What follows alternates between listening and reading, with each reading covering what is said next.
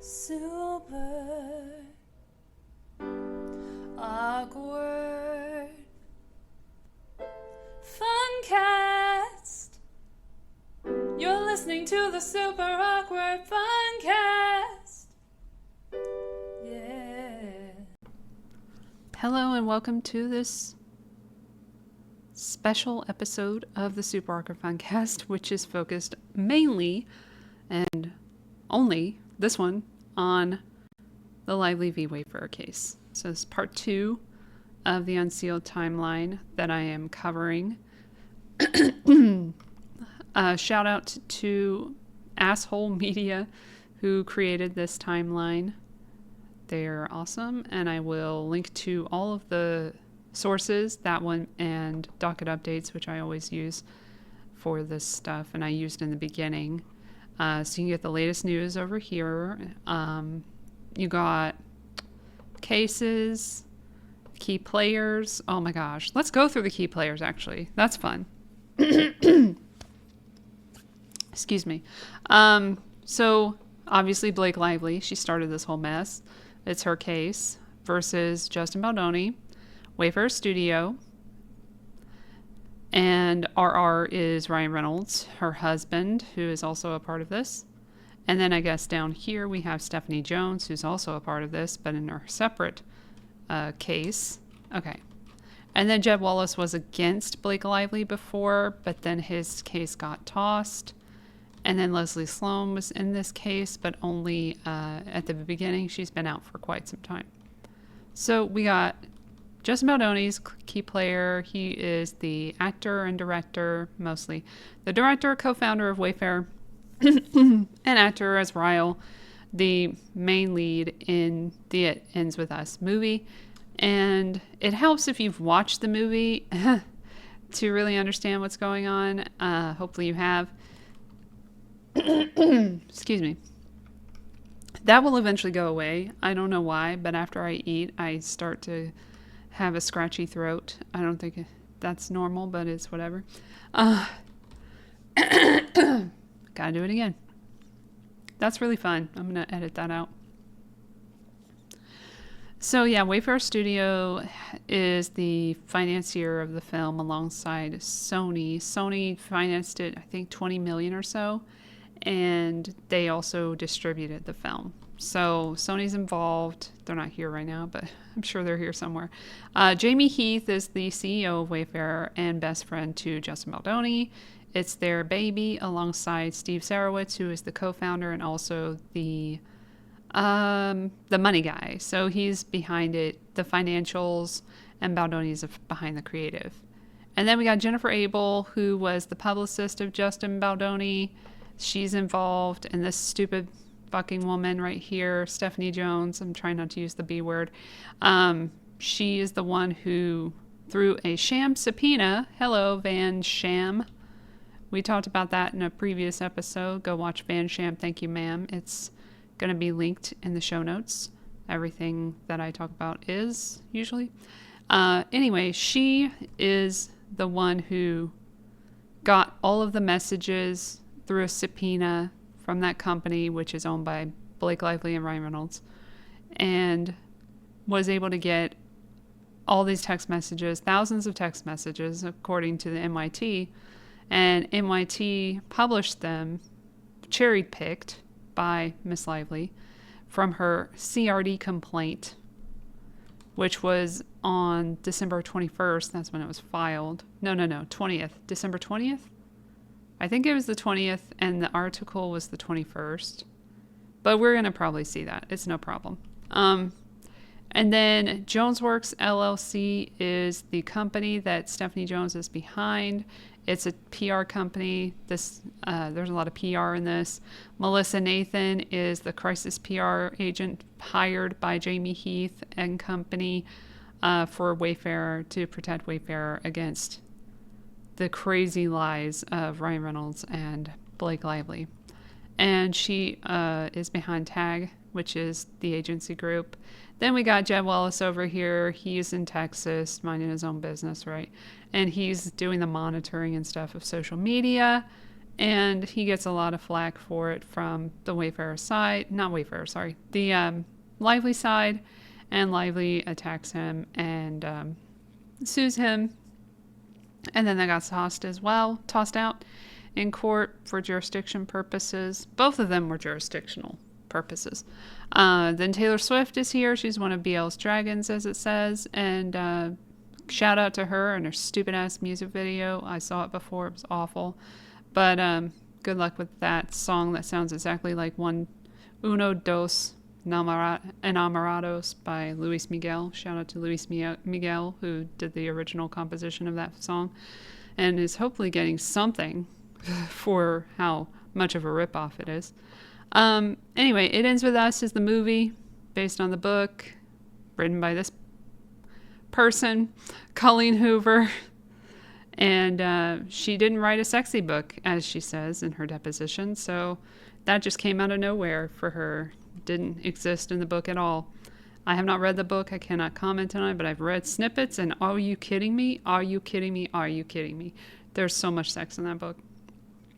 All right, back to Leslie Sloan. She's the publicist of Blake Lively, and she's been in the business quite a long time, 30-something years, and she has Vision PR, which was, funnily enough, kickstarted by money from Harvey Weinstein, so that's fun. Who was her like mentor of sorts. So yeah, good company there. Sony, there they are. And then the New York Times, who did the defamatory article in December, published on December 21st, 2023. Maximum effort behind the marketing strategy that didn't go very well on the It Ends With Us tour. And also happens to be from Ryan Reynolds, who is not in this. Do not look at him. He is not involved. Okay, so that's the key players. Then you got a playlist. You got sanctions. You got case disclosures, depositions, Learning Hub, contact, About Us, the attorneys, and the timeline. I didn't show you guys who the team is, so let's go ahead and get a look at the team. Love it.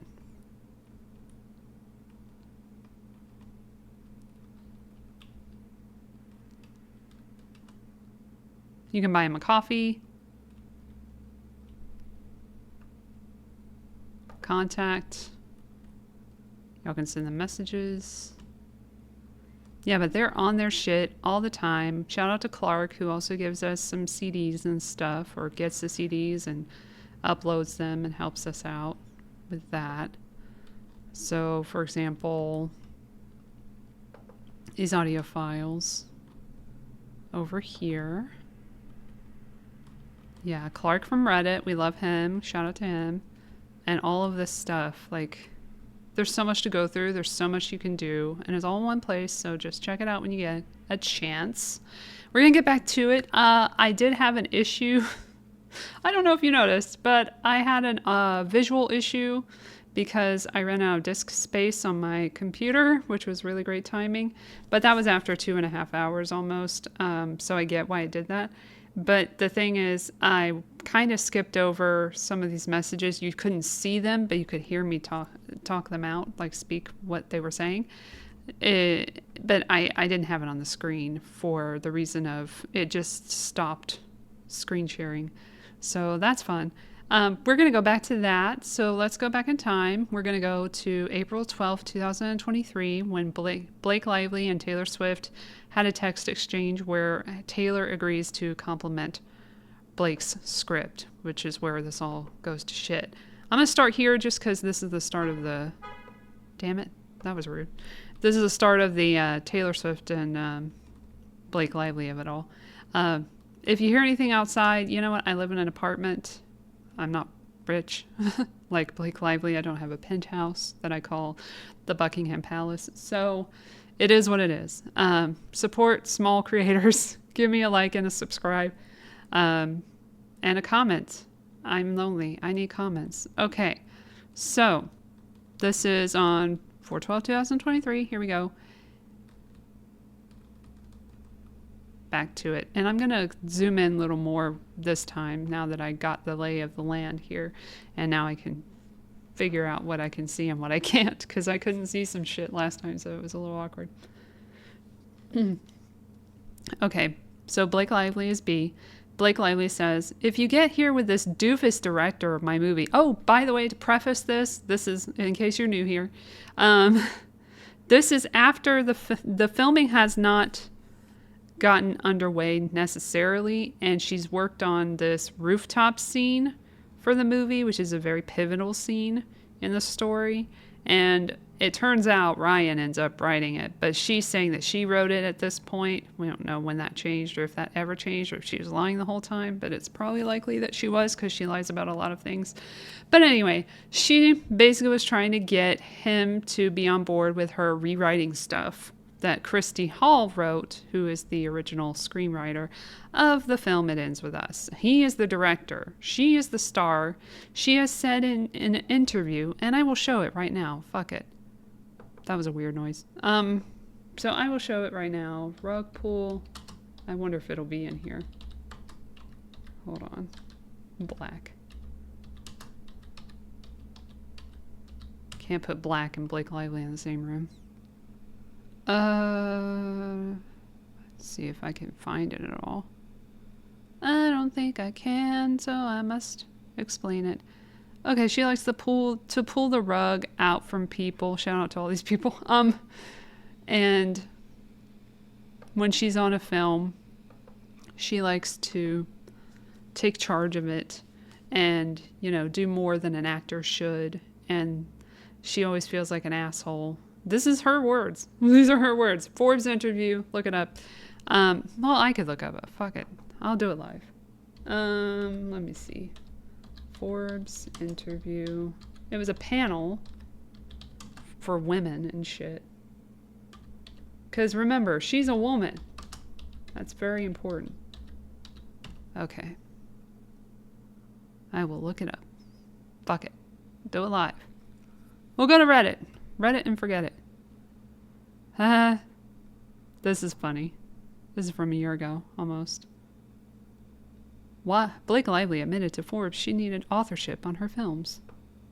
Oh, they changed the title. Did you see that? Because over here on Start Page, shout out to Start Page, it says why Blake Lively's 3-year-old Forbes interview is going viral. They changed the title. And now it's Blake Lively admitted to Forbes she needed authorship on her films. Wonder why they changed the title. Interesting. Huh. Crucial quote. Well, let's hear it from her own fucking lips, yeah? I found it originally, back in the day. Video unavailable. Are we shocked? We shouldn't be. Not my first rodeo. Let's go to Reddit. Oh my gosh, I thought they would have the video. Darn it. Oh, maybe it's here. Okay. Let me turn it down a smidge, because it's going to be loud as fuck for you guys. So I'm going to turn it down a smidge. Alright. I don't want you to die. Just as important to say, okay, I believe in this, and that's why I'm standing up for it, and that's why I'm not being difficult. And then there are other moments to go like, am I the asshole in the room? Like, what is happening here? When I was younger in my life and career, I would sort of shape myself to the version of myself that I thought that they wanted. Or when I would show up on a set, I knew that they just wanted me to show up and look cute and stand on a little pink sticker where I'm supposed to go and say what I'm supposed to say. But I also knew that that wasn't fulfilling for me, that I wanted to be a part of the storytelling, that I wanted to be a part of the narrative, whether that be in the writing, in the costume design, in creating the character. And sometimes I had directors or producers or writers who would welcome that and invite that once they saw that I was able to offer that. And like Paul Feig, whom we mentioned last time, we talked about how he said to Justin before he shot the film that he should just collaborate as much as possible. So already, and he's like confidence in not having any confidence or some stupid shit like that. And then Justin invites that. He's like, okay, well, let me be collaborative and let me bring this woman in. She's very smart. She's been in the business for a long time. I can learn something from her. That's what I'm thinking he's thinking.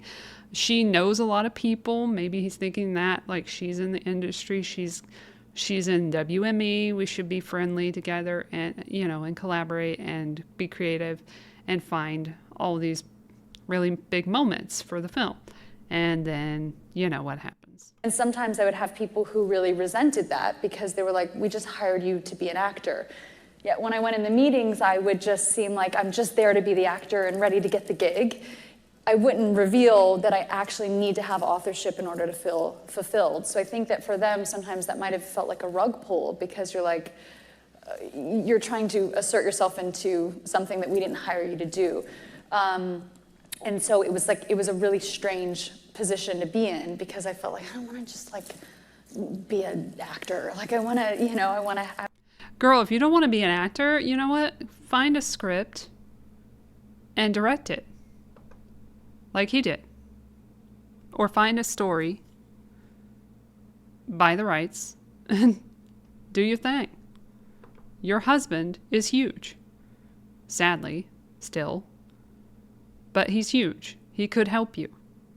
Why doesn't he? Why does she feel that she has to go after someone else's script and take it apart and change it? And then not even tell them. Apparently, as we've learned on the red carpet, she didn't tell anybody in the public until E! News on the red carpet. Not on the red carpet. Yeah, I guess it's the red carpet. I think it was the premiere as well.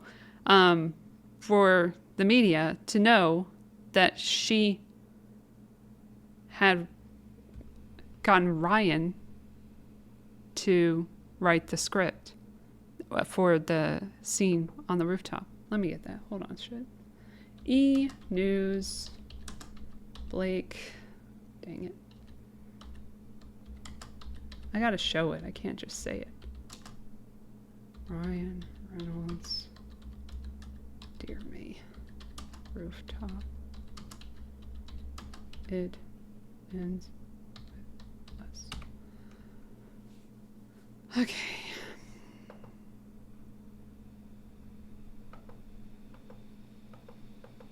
All right. My husband actually wrote it. Nobody knows that, but you now. Blake Lively reveals her husband, Ryan Reynolds, wrote a pivotal scene in her new movie, It Ends With Us. The Gossip Girl alum and her famous hubs hit the red carpet for the New York City premiere of the film. Blake and crew braved the rainy night to celebrate together, with Rye Guy's Deadpool and Wolverine co-star Hugh Jackman also showing up to support the film. Blake stunned at the event in a multicolored Versace dress that Britney Spears fans found very familiar. That's because it's the same one the pop princess wore to a Versace runway show in 2002. Blake also notes the dress's history and says of Britney on her Instagram stories, "Today's mood, the ultimate queen who made us all want to sparkle and write and share our stories." As for Blake and Ryan, both have been busy on the publicity trail over the past few months, promoting Deadpool and Wolverine and It Ends With Us. The actress tells E! News at the premiere that they wouldn't have it any other way, and exclusively reveals her husband actually played a big role in the film. Your floral fashion continues flourishing this whole press tour. How much fun are you having with these? Best. I love it. Thank you for being in your flowers. Of course. A little flower bag. Look at this Judith Bieber thing. How beautiful that is. How much time goes into each one? I mean, I don't really time it like that. It's a little chaotic. Like I just have clothes everywhere and, It's a natural thing. organized, like Clueless. No, I wish. Ryan's here tonight. What is it like for the both of you to be promoting major motion pictures at the same time? Oh my gosh, it's just so thrilling in our house right now. We help each other. We work together so much. The iconic rooftop scene in this movie, my husband actually wrote it. Nobody knows that, but you know. But he wrote it. He works on everything I do. I work on everything he does. So his wins, his celebrations are mine, and mine are his. I mean, he's all over this film. And Hugh Jackman. Hugh Jackman is not all over this film, but he's all over this premiere, and I'm grateful for it. Congratulations. He's all over this film. So yeah, that's just to preface this whole conversation and how she's claiming authorship and at first saying how she wrote these things when it turns out that he wrote them. So let's go back to this text exchange. So you have all of that information. All right. Blake says at 1:20 p.m. we start on April 12th, 2023. If you get here with this doofus with this. I said that last time. When this, because W is usually with dumbass, but she uses it for with too. Or when. Okay, it's with, not when, dumbass. Anyway, maybe I'm a dumbass. We're all dumbasses. But anyway, at least I acknowledge my dumbassery. Better. If you get here when this doofus director of my movie is still here, I'll be ushering him out, but hope he's still here. Can you do me a huge favor? I need help with him. Can you tell him you're excited for the movie, that you read the book, but what you are freaking out over is the pages I sent you? What a magnetic scene that is, or whatever descriptives you're comfortable with. I'll send you the scene. You don't have to read, of course. It's a quick read. He's a clown and thinks he's a writer now, and got this rewrite and told me he appreciates my passion. That's it. So having the greatest living storyteller unknowingly echo to him how much you love what we're doing, giving him credit as if he wrote them with me, will go such a long way. You dug a movie out of a grave once already for me. Emojis. Attaches the PDF. Then she says, I'll do anything for you. I love you. Thank you. Text me when you're on your way. I'll have Molly meet you and security in garage. Headed your way. I'm on your street. See you soon. Sophia headed down now. And then the next one we have is after that.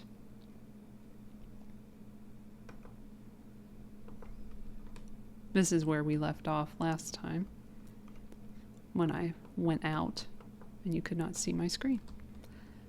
This is a very big one too, so I don't want you to miss it. Even though you've probably already seen this before. The documents have been up for quite a while. Clearly since the 20th of January. So Blake says at 8:40 p.m. on the same day, at night, you were so epically heroic today. I recapped every moment to Ryan. I kept remembering stuff. You making shit up about me and lenses and referring to yourself as my doll. This clown falling for all of it, but also resisting it. You are the world's absolute greatest friend ever. I won the lottery. I won the lottery. You are the coolest person in the world, and you like me. GIF of Aladdin for some reason. B says, the most bonkers part to me is him saying to you he doesn't know pop culture made me more mad than anything he's done to me.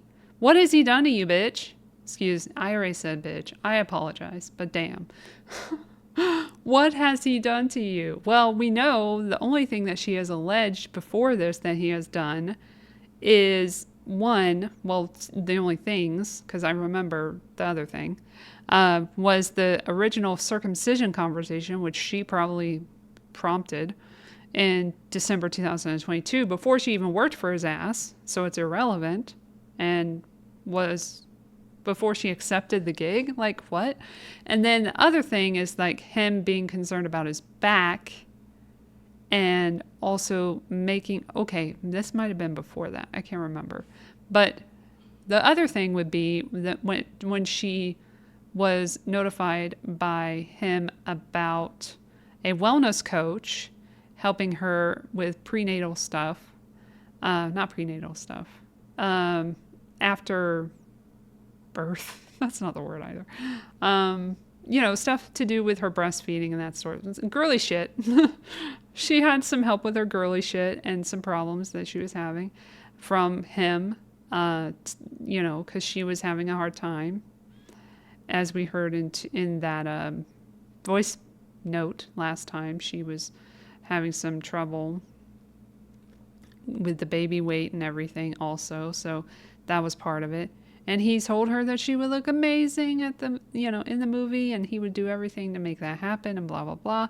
And this is how she treats him after that. So all of a sudden he's done all these things to me. But the thing that really got her at this point was the passion thing, right? Saying that she had passion and not accepting her pages right away, and her rewriting a scene in the movie, which wasn't her fucking job. Okay, girl. Okay.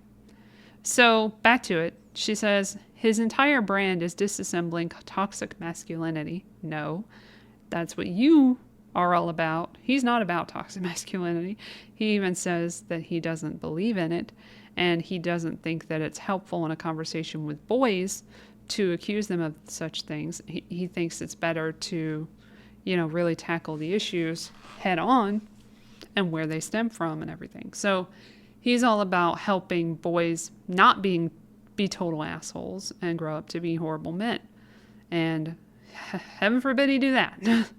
He monetizes it. He does TED Talks. How dare he do TED Talks? But says that to you.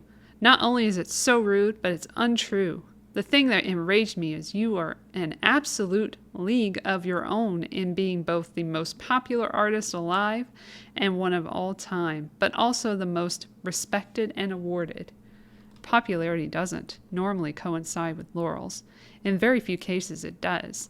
Steven Spielberg, for example. There's one. Oh, there's one. Do you think for a moment he would have felt comfortable saying that to him, even if he didn't know his work? You would never make a point to say to Steven Spielberg about his work that you don't know it because you don't know pop culture. Well, I know a little too much about Steven Spielberg, but I'll digress. I've been raging ever since, even though I know it all comes from what you said perfectly. He just so wants to be in the room, but has to act like he doesn't. I see it. I understand that it's opposite day with him.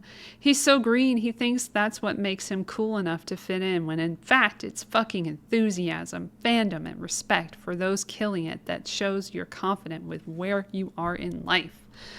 I love how she's just talking to herself at this point. Like, bitch, she ain't even talking anymore. I've also been raging at the NYU thing. I honestly want to retroactively take you out to dinner to celebrate that. You deserve to be studied. You are a human masterclass. Fuck. Yes, they see it. I've been digging up hatchets. I'll stop now. I love you and my babies and get more protective about your hearts than mine sometimes. I'm so much less forgiving when it comes to someone messing with someone I love than when someone messes with me. I'm done. I just love you and I'm so ecstatic for you and grateful for you, to you for today. That was stupid fun.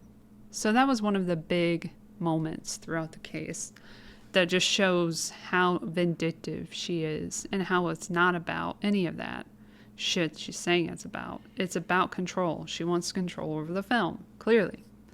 And she's trying to get it she's trying to get other people on board, including Taylor Swift, who is a huge star, whether you like it or not. She is. And she has a lot of pull. So that's like so many people against Wayfarer at this point. Then we have April 12, 2023.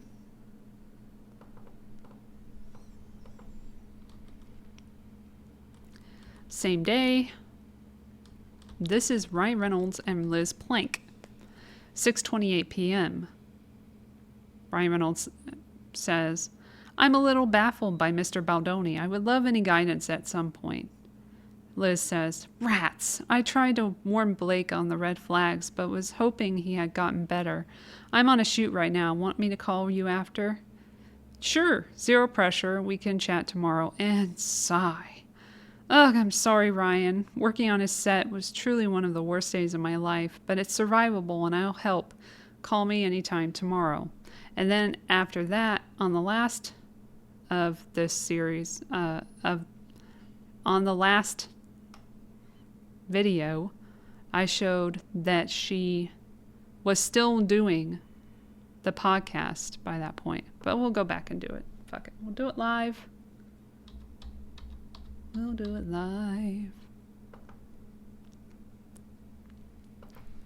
Man enough.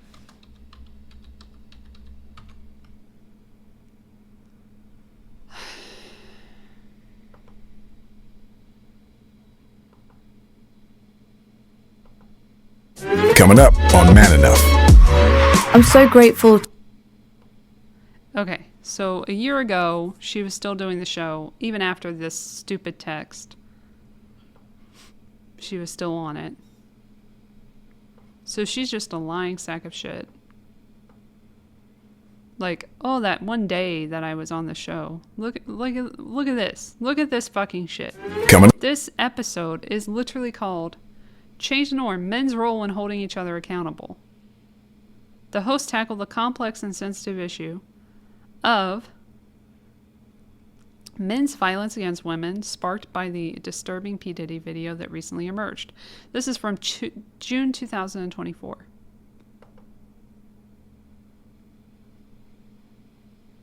She is still there. In 2024. Right there. On that podcast. Oh, yeah. But it was the worst day of her life. Great. Anyway, 13th comes around. We have Justin and Blake text exchange where Blake is wanting to control casting and changes Jenny's scenes. Jenny being Jenny Slate, who is also in this movie, and one of the players, to be honest.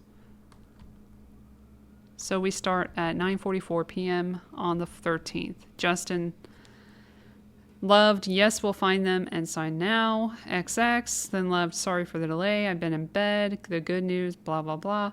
Then he says, oh, I have no doubt. I'm just sorry you're not feeling good. Waiting to hear back from my friend Julie, but let me know. Oh, by the way, that reminds me that I said the first AD, I couldn't remember her name. It's Julie Bloom, but she got fired. But it was her fault. And Alex Sachs was really happy about it. And she's also a player, but we're not going to talk about her right now. But let me know if I can be helpful with Jennifer. I think she was just waiting on those forms. And then Blake says, I filled them out. We're in lunch. Thank you again. He says, she's really special and thinks outside the box. We trust her with our lives. She may give you information that's opposite to your doctor, but just trust your intuition. This is regarding Jennifer Benson, who is the wellness coach that I mentioned before. She's acting like she's so happy about, having this help. Meanwhile, the day before, she was talking shit about his ass. And she's like, prayer emojis. And then he says separately, passing, didn't feel enough to do. Below is a list from casting in no order. If you have any extra thoughts, was another favorite of yours? New York, agents like for her. LA, London, manager likes for her. LA, haven't connected with her agent yet to assess interest. Additional names that have come up, agents like for them. And, just showing all the choices. Blah, blah is terrific. Should we pump up the meal? Should we pump up the meat in the mom's scenes real quick before going out to another? And then she edited, should we pump up the meat in the mom's scenes real quick before going out to another? And then Justin says, I feel like the last pass we beefed it up quite a bit, especially with the new cemetery scene, but we can always do more. He's trying to he's trying to restrain himself, and he's trying to accept some of her help, but he's also trying to set a boundary. He's like, yeah, we could, but could we not? That'd be great, thanks. And he's like, I'm curious what you would want to see if you were looking at this as the mom without adding more page count. Stop adding page counts, please. I think it's such a great role. She says, I'll take a look this weekend and read it as if I was being offered that role. It's always a different read with that in mind. And agree, RE page count. XX. And then also killer talent beyond. And is tall. She's the best actor I've ever witnessed live. Okay, going to sleep. And he says, she's the best actor. He loves that. And then, okay, rest well. And then she comes back at 11:14 a.m. on the next day. I took a look at Jenny's scenes. It's always different when you read with yourself in mind as the character. I see why a higher caliber of talent isn't working out. It doesn't feel like Jenny has a POV. If she's going to care so much but what's on the surface or appearances, we have to, at minimum, see what's underneath. We need to see where that comes from. Or if we don't have the runway, we need to give her more faceted depth in what we do see of her.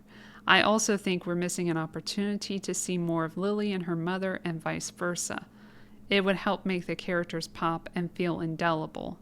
Anywhere we can undercut all the drama with irony, effervescent characters, and unexpectedness, our movie will sing. I think it's a quick pass that doesn't add page count. I'm happy to take a run at it if you send me the script via FDX, Final Draft. I can also play with anything else that needs a little magic to help fast track some of the conversations and rehearsals. Or if you prefer I stand down, please let me know. Oh, she was trying him. She was like, I'm going to see what you say. You better not try it. Don't try me. And he says, hi, on with No More, our domestic violence partner on this film. Respond shortly. I think you're exactly right. So well said. Happy for you to take a pass. Love what you did on the rooftop, which she didn't. But out of respect, we'll want to run it back by Christy once done and get her eyes on it. Further tweaks to make sure her voice remains. Uh-oh. I just canceled my next meeting and have an hour. Do you want to hop on Zoom and we can jump into final draft together and collab in real time? Hope this makes you smile. Christy Carlson. Okay. Cute. Kylie nailed her dolly. So fun. Sorry, I missed your text earlier.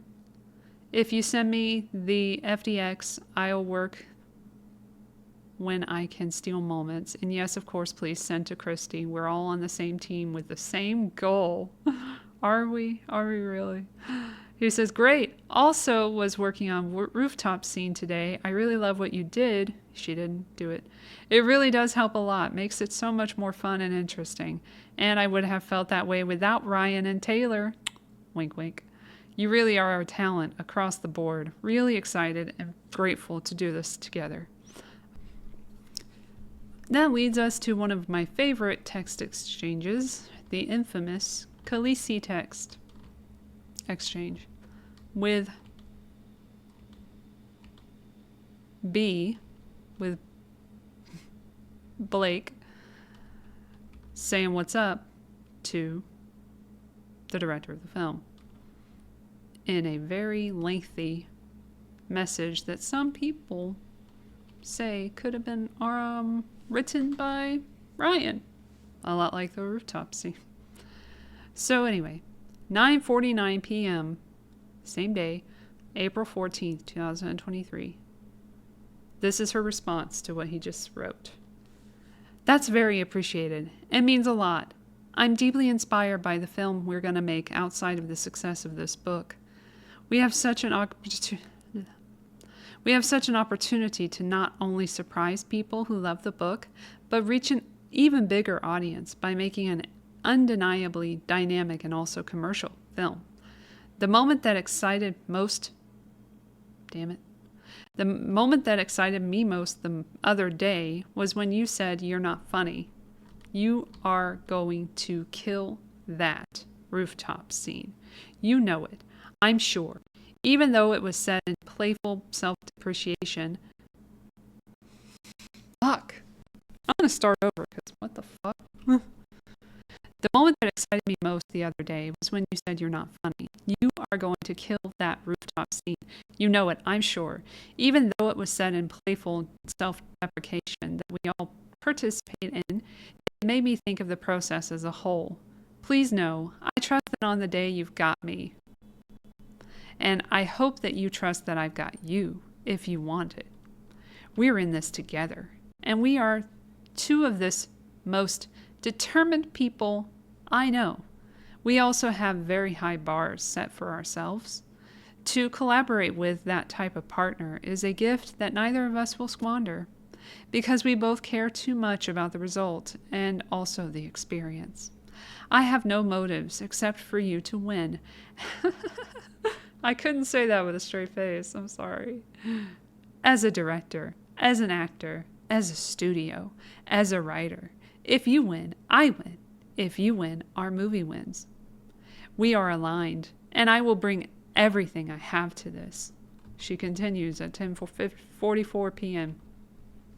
As for Taylor and Ryan, and Sean for that matter. Oh, look at Sean. He's entered the chat. Hey, Sean Levy. Oh, he gave him a call early on to warn him about working with her. She gonna take over. He did not listen, apparently. Anyway, I'm the luckiest motherfucker on the planet to have them as my dance moms level stage moms. They are embarrassingly effusive. That said, they're also my most trusted partners and the people I go to first with anything creative I touch, and I'm the person they each go to first. That reciprocal creativity and support has been one of my life's greatest and most fulfilling gifts. When they loved and signed off on the pages, I felt good to send them to you, which they probably didn't read, but okay. They asked what you thought specifically after. They checked in so many times. I told them that you laughed a bunch and said it's probably a blend, but you appreciate my passion so much. Which, of course, didn't feel great for me. Or them. To have my passion be praised instead of any specific contribution. Or even just that you didn't like the pages, which was fine also. So I think they wanted you and me to see how they felt about the work because they've been by my side for far too many experiences where I've been overlooked. I spoke to you about this when we first met. They've watched me handwrite scripts because the director is too afraid to send the FDX file. Yet he scans and has someone hand type all 120 pages of my pencil rewrites. They've watched me be hired as a writer and paid a significant fee for it, but on the condition that I never ask for credit, which I could give a shit about. It's more the principle of the dynamics at play. They've watched the other side of it too, where I'm told at signing on that I'm wanted as a true collaborator, but once we get to work, I'm really just wanted as a yes man, audience, and actor. Honey, you're an actor. I don't know what to tell you, babe. Both Ryan and T have established themselves as absolute titans as writers and storytellers outside of their primary gig, just singing or just acting, or Sean just directing. By the way, just a quick note that Taylor Swift is an awful actor. All right, let's continue. I'm so lucky to have them as creative barometers, but also to have them as the people who prop me up and make sure I'm seen for all I can and do offer, because they know firsthand all I contribute. They also know I'm not always as good at making sure I'm seen and utilized for fear of threatening egos or fear of affecting the ease of the process. They don't give a shit about that. And because of that, everyone listens to them with immense respect and enthusiasm. So I guess I have to stop worrying about people liking me. Shrug. If you ever get around to watching Game of Thrones, you'll appreciate that I'm Khaleesi. And like her, I happen to have a few dragons. For better or worse, but usually for better.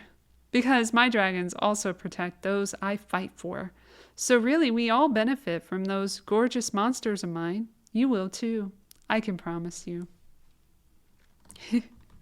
He takes that in. He responds at 12:17 a.m. the next day. Hi, wow.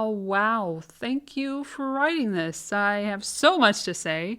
I'm so sorry for the slow response. I have a talk tonight to a bunch of Baha'i youth in the city, and your message came through while I was there, and I haven't had a second to respond. Going to send you a voice note when I get out of the Uber.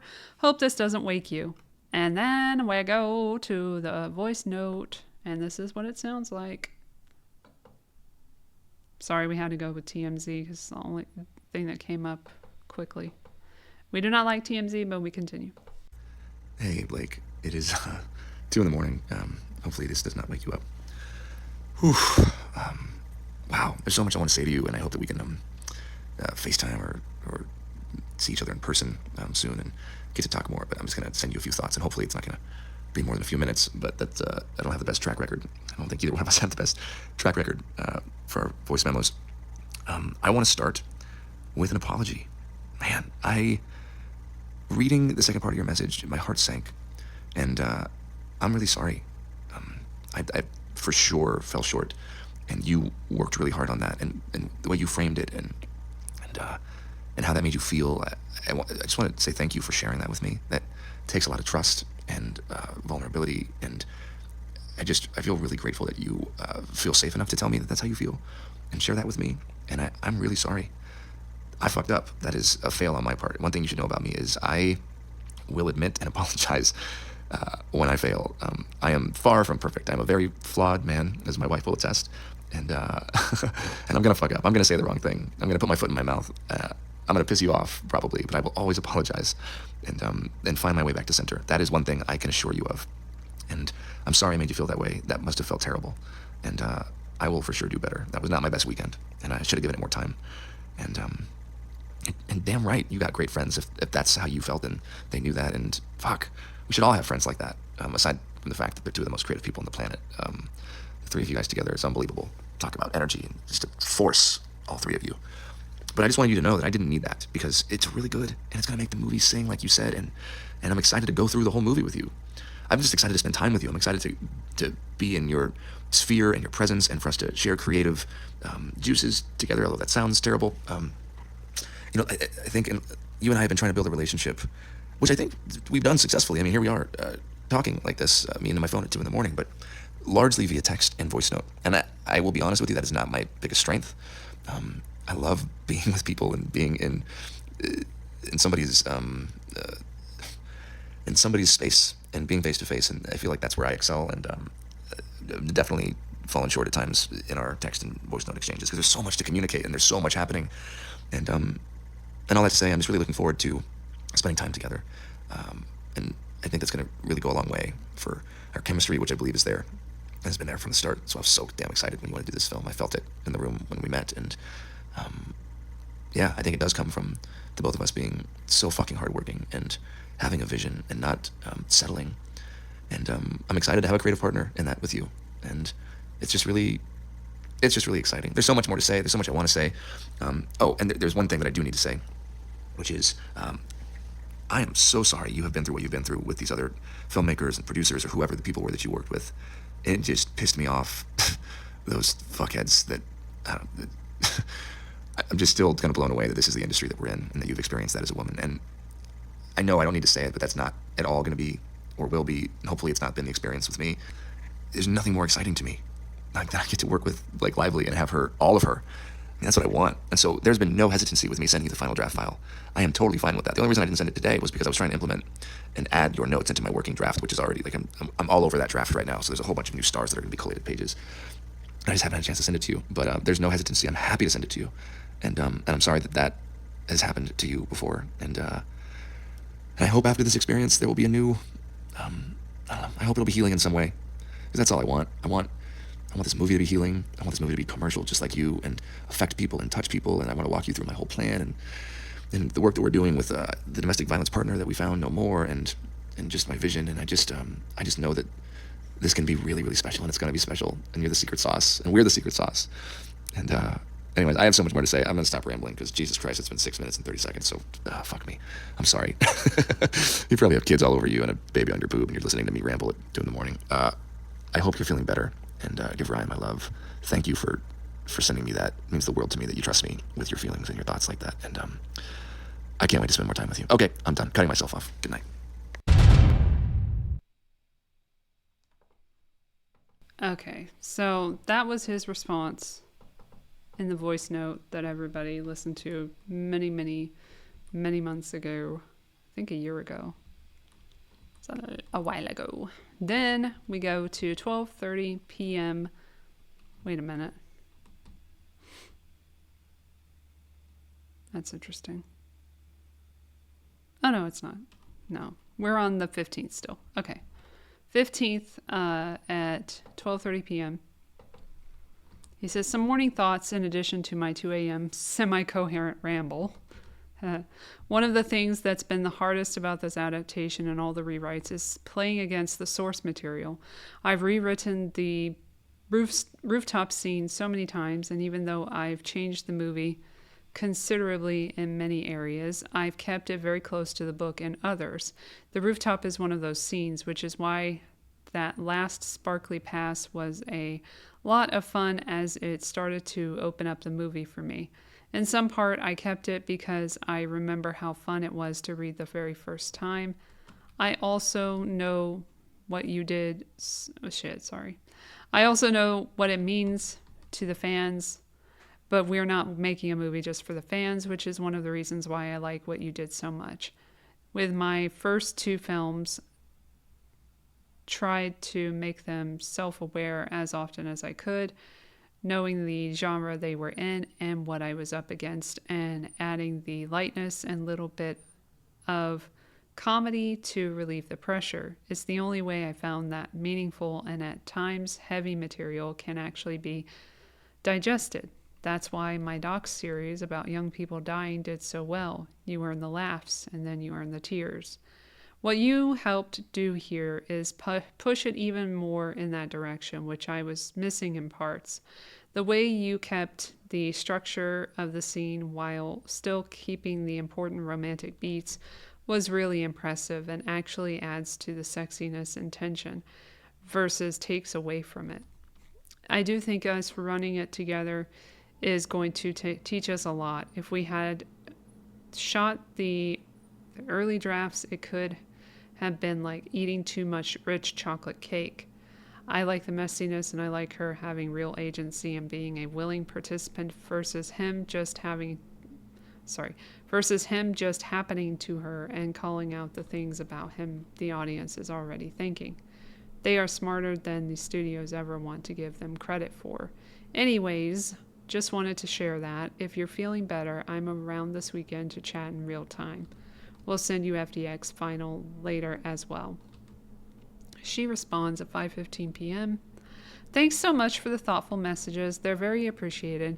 Looking forward to catching up in person, and I too promise I'll freak you out, spook you, upset you, and be an actual beast.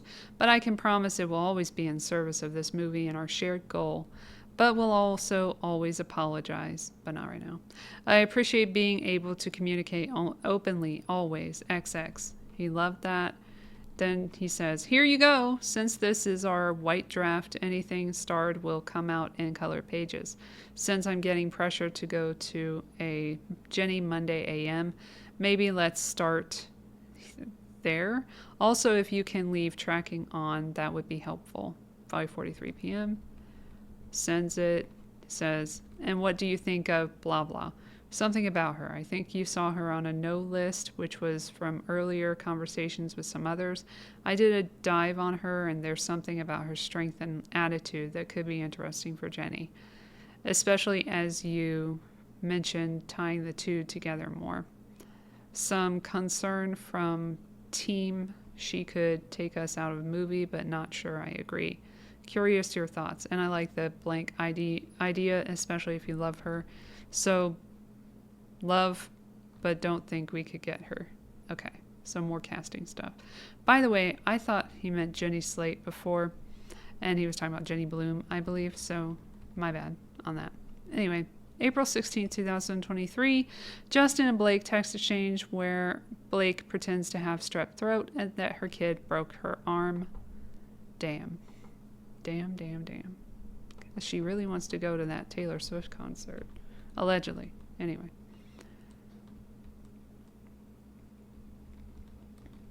All right, this is 8:15 p.m. Wow, I don't know him, but great resume, and he has a great look. R.E. Amy, HMU may be able to do a temp day red wash on silver if she's open to it. And Lola is amazing for de-aging. There are only a couple moments of Jenny younger, thankfully. It's innately tricky no matter who's hired because Andrew only ever exists younger, but the meat of Jenny is older. I think Andrew is the father in that timeline. Lily Bloom's father, who's abusive.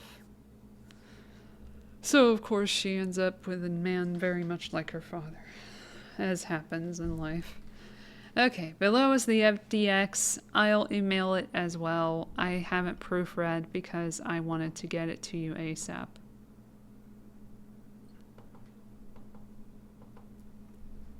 I tried to cater it to the level of talent we're going after by illustrating a woman who's charming and attractive in that, but also deeply flawed. It was also important to me to lean into the thing with Jenny, also that drew me to the movie as a whole, that you don't have to be an obviously problematic or stunted woman to make bad decisions. Anyone can do it. We all have deep interior worlds that are sometimes hard to reconcile with our exterior, and that's what makes us interesting. I hope performers will see that when considering playing Jenny. Ha ha ha ha, he says. She has huge feet. That got me. This is great. Okay, B. Look at this little emoji. It's a little too sexy, girl. What are you doing? She says, your quote's gotta be extra high after this movie. Your quote's gonna be extra high after this movie. And then, sorry I can't answer, putting 3 of my 4 to sleep, 1.5 hours late because I was writing to make Mom Monday AM deadline. 8:45 p.m. He says, amazing, thank you. We'll dig in shortly. Completely separate. How are you feeling? And then she loves that. And then he says, love the first scene. Best thing I've never written. Wow, so good. Loved. I just tried to call you. I love it. I love what you did. This is really fun to see you work. I have no notes. She says, oh man, that means a lot, a lot, a lot. He says, never had a collaborator like this. I'm really excited. She says, I really appreciate you saying what you like. I don't ever expect you to like it all, but damn, it does feel good when you do. I'm human. And then he says, and I'm not paying myself as an actor, so any quote is going to be great. I know you don't, but I really do, and I promise you I will tell you but I think our sensibilities go really well together, and you are elevating the material in a really beautiful way. Thanks for doing this before bed. My assistant is going to combine the drafts, and then we'll send out the offer to Amy in the morning. And then I think he fixed that problem. Yeah. I did that. Why am I saying that he did that? He didn't do anything wrong. He edited something. Anyway. Then he edits again, and then she says, heart, prayer emoji, laughs at, and I'm not paying myself as an actor, so any quote, blah, blah, blah. He says, hi, I have great news. Julie Walker, my medical intuitive friend, found a spot for you tomorrow at 2:30 p.m. She's booked for months and months. Can you make yourself avail? 8:46 a.m. on the 17th. She says, this is immensely appreciated. Thank you. Thank you for working on this amongst all else you're managing. Unfortunately, I have a shoot tomorrow all day, but hopefully she's available the next time I have strep throat next month. Why does she know that she's going to have strep throat next month? That's weird. Who knows that? Anyway, he says, totally get it. We'll let her know, and you are done with strep throat. See you soon. I know, right? What the fuck? Hi, give me a ring when you have 5. And she says, on my way to hospital with my daughter. She may have broken her arm, hoping just a sprain. What's up? He says, oh, no, shit, been there. And then nothing that matters now. Hope she's okay. I'm around later. See how nice he is? She says, the worst when they're hurt. She'll be okay, though. What's up? She's so mean, I swear. He says, the worst. I think it hurts us more. Wanted to chat Vegas and bounce ideas off of you as I'm trying to figure out a creative play and could use your brain. Also need us to start getting some real in-person time together. It's game time. I hope she's okay. I'm sure she's fine, dude. Then the 16th, again, just in text exchange with Christy Carlson. You have entered the chat. And Alex Sachs about Blake rewriting Jenny's scenes. Ignore the sirens in the background. Oh, we got a different format. Love that. Christy Carlson. Okay, so we start at 4:25 p.m. He says, looks like Amy Morton. Blake is doing a punch-up on first Jenny scene now. Tomorrow we can go to her. Christy Carlson's loves that. Then says, amazing. He says, just want to think about how to age her down for flashbacks to match Kevin. Kevin is Kevin. Kevin. God damn it. Hold on. I never remember things when I want to. Let me look him up. God damn it. He's on Grey's Anatomy. God damn it. Hold on. Kevin. The controversies before the film. That's hilarious. Kevin. Where the fuck is this list? Kevin McKidd. Thank you. I was not going to remember that at all. Kevin McKidd is who they mean. And then hair color will help. He says, and it's good. It could be gray at the top and then colored at the back end. Alex Sachs says, luckily all the young stuff is isolated at the end. Yep. Alex Sachs is a producer. She's kind of a piece of shit, but it is what it is. She got mad about him pressing down on a director's chair or something on set. It's very strange.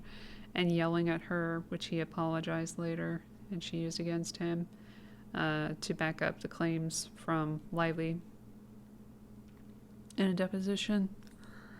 And she like sided with Lively basically throughout the thing, and she had originally suggested Blake Lively, so it's all her fault. So let's get back to it. He says, gonna have a new draft early in the AM to send out for Jenny. Blake took a pass at Jenny and it's great. Just putting touches on it now. She also offered to send a note. And then Alex says, I'd like to read the draft before it goes out. Oh, sag. And then we have Blake Lively and Louis text exchange where she shit talks Justin about the weight request. This is supposedly, I don't want to say who it is, but she was conversing with Lucy Damon, and some people have suggested that Louis is an alias for Lucy, but it's not clear. So let's get into this. This is from the 24th of April to 10:44 p.m. She says, oh my gosh, what does that mean? These fucking emojis. What does that mean? Something for the win? I don't know what that means. Must be a team or some shit. Tompkins Square delivers and they're everything. Oh wait, is that supposed to be a bagel? That doesn't look like a bagel. Whatever, anyway. Tompkins Square delivers and they're everything as well as French toast bagel. Salivating emojis. Thank you so much for the sweet message. That photo was from a year ago though. Wish it's what I look like. I actually had my director co-star. We know how you're so in love with your looks and how you look on camera and everything. You're so worried about it. We get it. It's probably why you weren't allowed to be on screen in Deadpool and Wolverine. Hey, I made that rhyme. I do it all the time. Anyway, back to it. I actually had my director co-star call my trainer today to ask what I'll weigh in 2 weeks when we shoot. This is when the weigh thing comes in, the weight thing, where she gets all up in arms about it and puts in her stupid ass complaint that he had the nerve to ask what she weighed so he could prepare to lift her in a scene. And now this is proof that she knew what was going on with that, and says it right here. She says, because he's worried about his back and bone density and wants to be sure he's okay to lift me up for our sex scenes. I've committed to only eating bagels from now on also. He's an actual donkey. I'm ranting about strangers. Louis says, I'm sorry, what? Literally, what the fuck? Who the F is your director? Who the F is your co-star? How is this okay? How are these two still allowed to be in the same room as you and not seriously called to the table? They need to thank fucking God that they have you and not anyone else. More gorgeousness packed into one human, and it would take 6 others to fill one set of your shoes. Please, dear God, tell me who these people are. But if, out of respect, you feel you shouldn't, you so know I will know very soon and will enjoy planning what can be subtly said in the future where they would have no idea. This bitch is crazy. Whoever this is, you crazy. You crazy bitch. So that happened. And then we go to Colleen has entered the chat. April 30th, 2023. Justin and Colleen text exchange where they chat and Colleen gets to use the word sexy and not get sued. Yes, that is what happened. Different strokes for different folks. Uh-oh. Let me skip. Oh, I went too far down. Okay. Did we go the wrong one? Yes, we did. Let's go back here. Okay. This is from before, so the format is different. Okay. Justin says, hi, oh man, sounds terrible. Time for you to fly private. Which pick? Here's us together. 1:16 a.m. Blake has most recent draft with her. Seeing her tomorrow. Can send them if that works. We are basically going through and adjusting each scene. We'll need your feedback on all of it. She responds, haha, my son's flight was just canceled.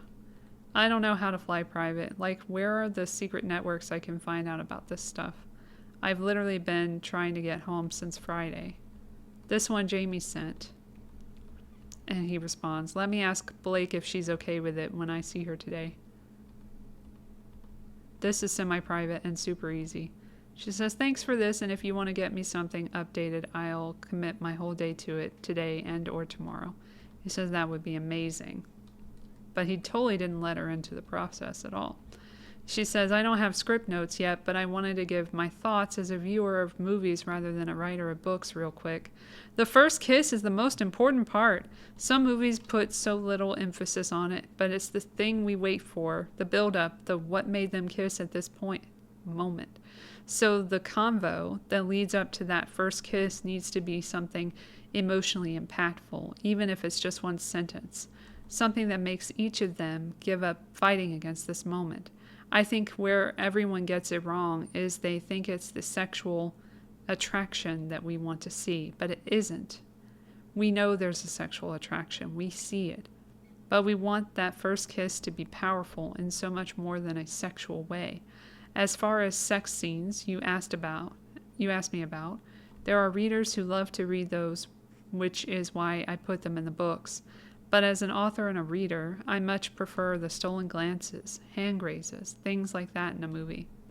It's fun sitting alone and reading detailed sex scenes to some people, but not many want to be in a theater watching them. In movies, it's way more important we see those angsty looks and forbidden small touches, flirtation, than any extended sex scene. Fade to black is always nice in movies. Some of these movies that focus on romance think women want to watch sex, but they couldn't be more wrong. We want to watch love and emotions and angst and build up, and then using our imagination from there is fine.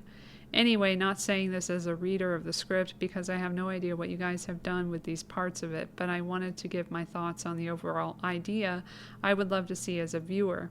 I have no doubt you and Blake will be convincing and can't wait to see the script updates. He responds, that's actually what Blake wants too. She never read the book. Boom. And doesn't want to make a raunchy movie, which I agree with. The question is, will people be upset if we go to PG-13 instead of R because the book is so filled with sex? Like, if he doesn't say, I want to fuck you, what's he say, etc.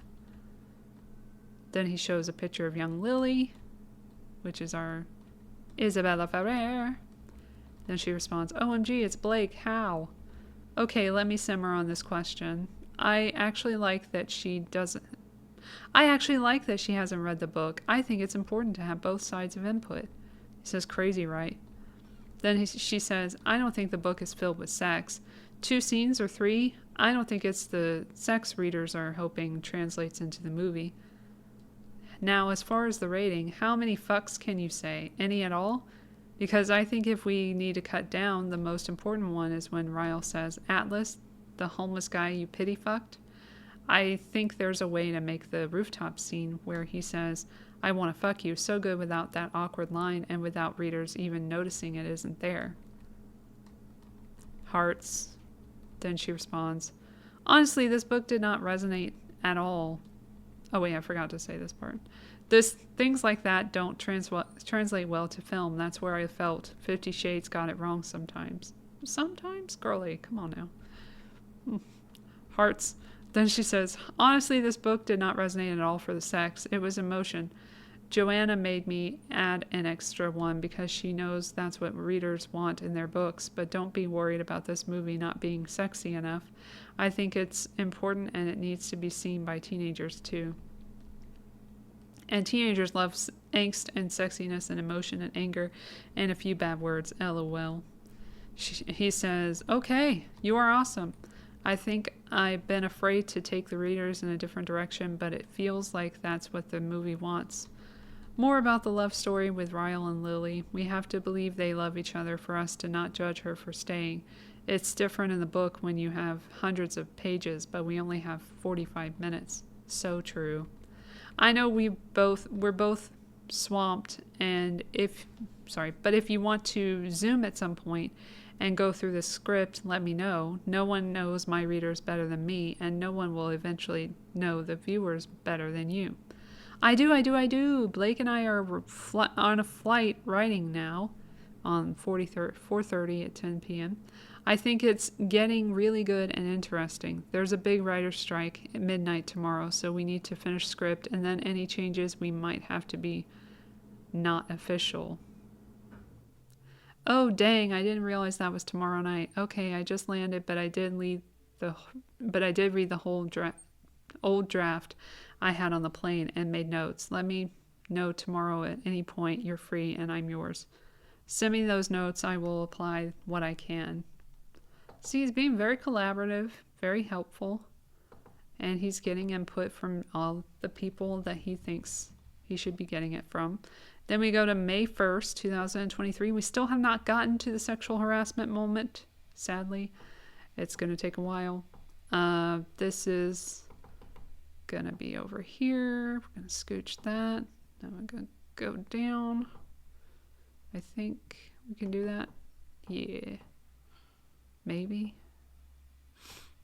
Oh, I see. This is a document. Okay. This is a kind of a timeline of stuff. What's going on here? The production information. Prepping. Again, I will put everything in the show notes so you can read this. But this says,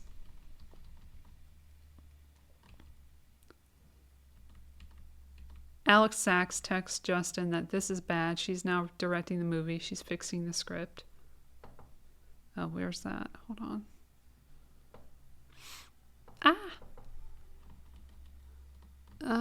Fuck me. Okay. Too far.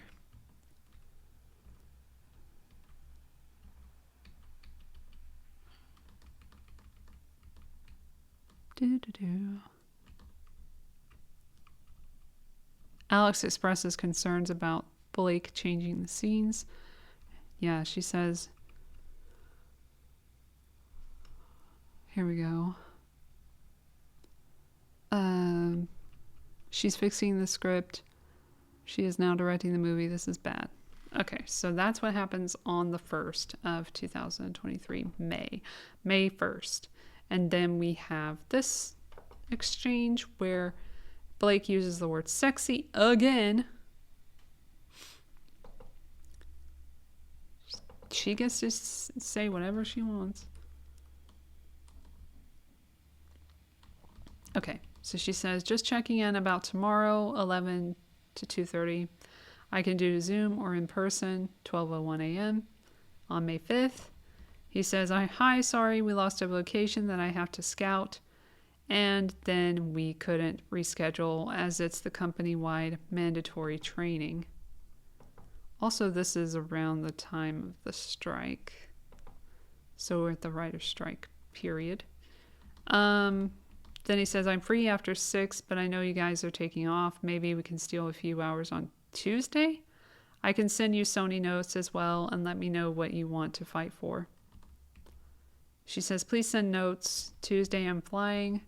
And Monday you're flying, right? He says, yes. She says, and would love camera test also, please, when you get the chance. I want to make sure we are set with the colors and last minute tweaks. Also, I had a thought about Isabella. Remind me to tell you. Yes, do you have a Pix account? Blah, blah. Email for Pix.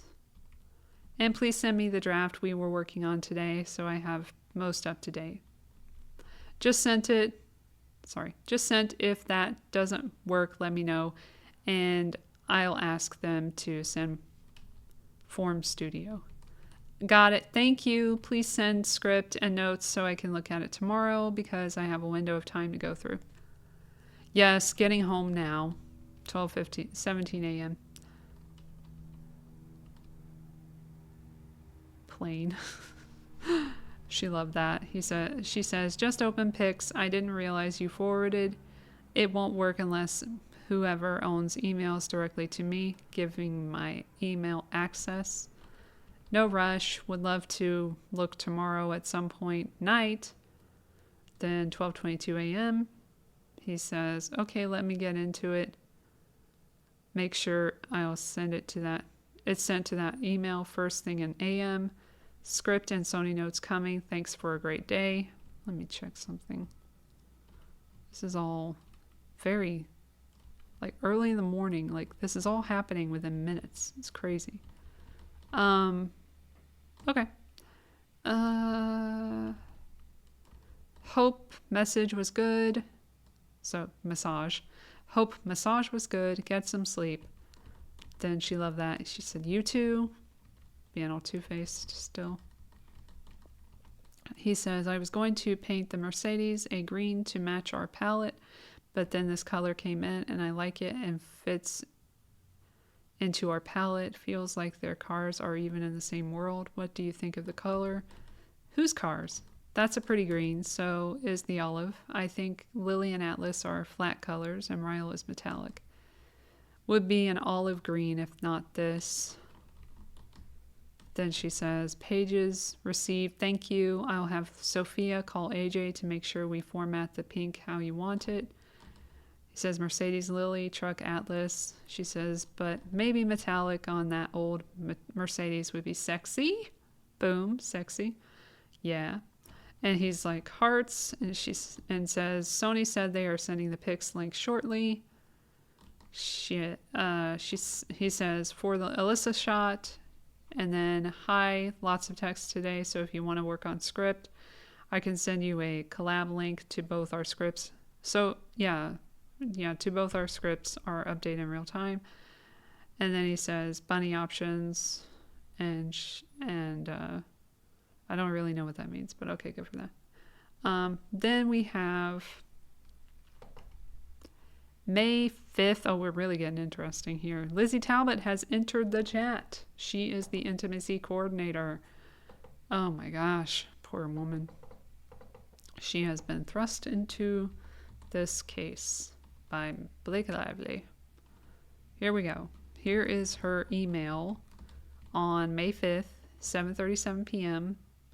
Nudity writer language. And this is to Blake, and it says, hey Blake, thanks for chatting to me earlier, and sorry about the dodgy signal. She was supposed to chat with her way earlier, but she was like, no, wait until we shoot. So here we are. And she says, please see the below. I've got Justin's vision and put clarification underneath each sex scene. Let me know what you're comfortable with. I've crossed off what we've already spoken about. So this is the vision for the B-42 first love scene. Should be passionate, sexy, there's that word. Should be choreographed in a way that shows a glimpse into their power dynamic. She's in charge, and then he takes over. Two strong personalities coming together as one. In terms of sex and what is shown, we should see two naked bodies in various positions, but only flattering ones Blake is comfortable with. Her choice. Her on top, him seated and holding her, him on top, all sensual and beautiful. No nipple. We should be able to go wide for orientation, but the majority of the work should be in close-ups and 50-50s. I imagine side boob and outline of butt in close-ups if she is comfortable. I am fine showing my butt, female gaze. There will be pelvis movement, but no orgasm, no oral sex. Hands should be able to grope various body parts.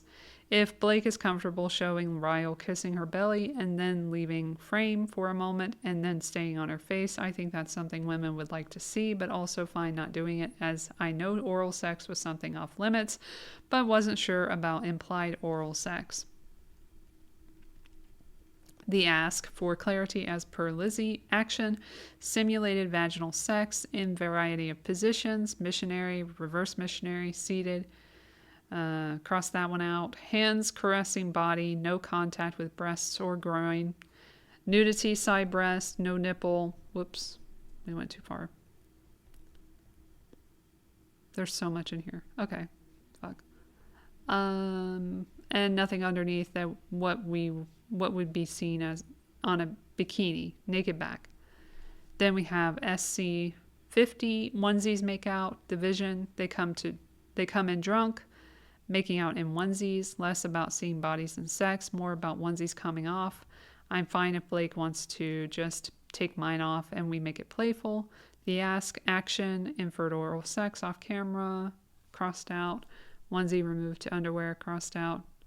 Then SC 51, morning after. I think SC means scene. Casserole debacle. Oh, that was a debacle. The division, morning sex that doesn't happen. No nudity. Tops would be off. Kissing around body. They are about to have sex when frittata happens. More about sensuality than sex. The ask. Actions. Action, hands caressing body. No contact with breasts or groin. Nudity. PJs removed down to underwear. Scene 69. Vegas, the vision. This scene is about friendship. It's a consumption of their marriage. I think that means consummation, but okay. And their relationship. Fun, silly, playful. The goal is to choreograph in a way that keeps Blake's clothes on as much as possible.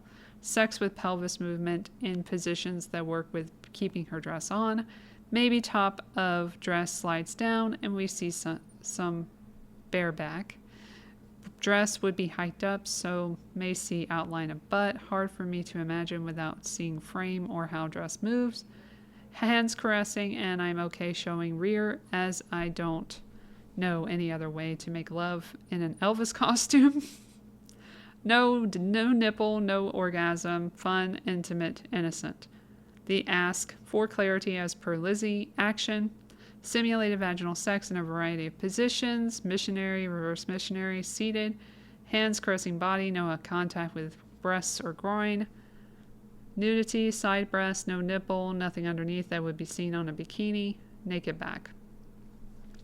Scene 91, shower scene. As per Lizzie, the scene can be shot wearing a camisole with straps pulled down or a bandeau top. So no requirement for nudity here. Nudity writer language for any scene containing simulated sex would be as follows. Simulated sex, player consents to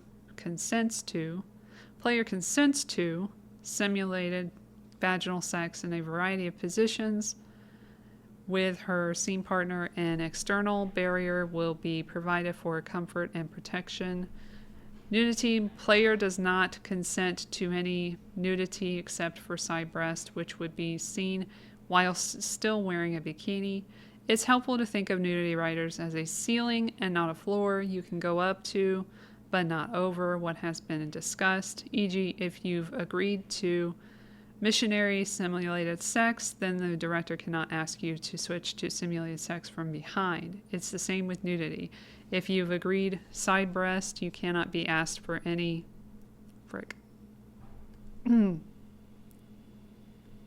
nipple on the day. This is per SAG. If you're happy with the above, I will send it to legal, who can get this over to Lindsay ASAP. Thanks again, Lizzie. All right, so we have that. Then, May 5th, 2023. Lots of things happen on that day. Damn.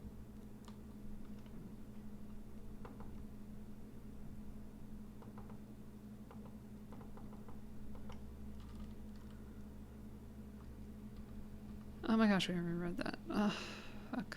Okay. Wait, did I read that? Hold on.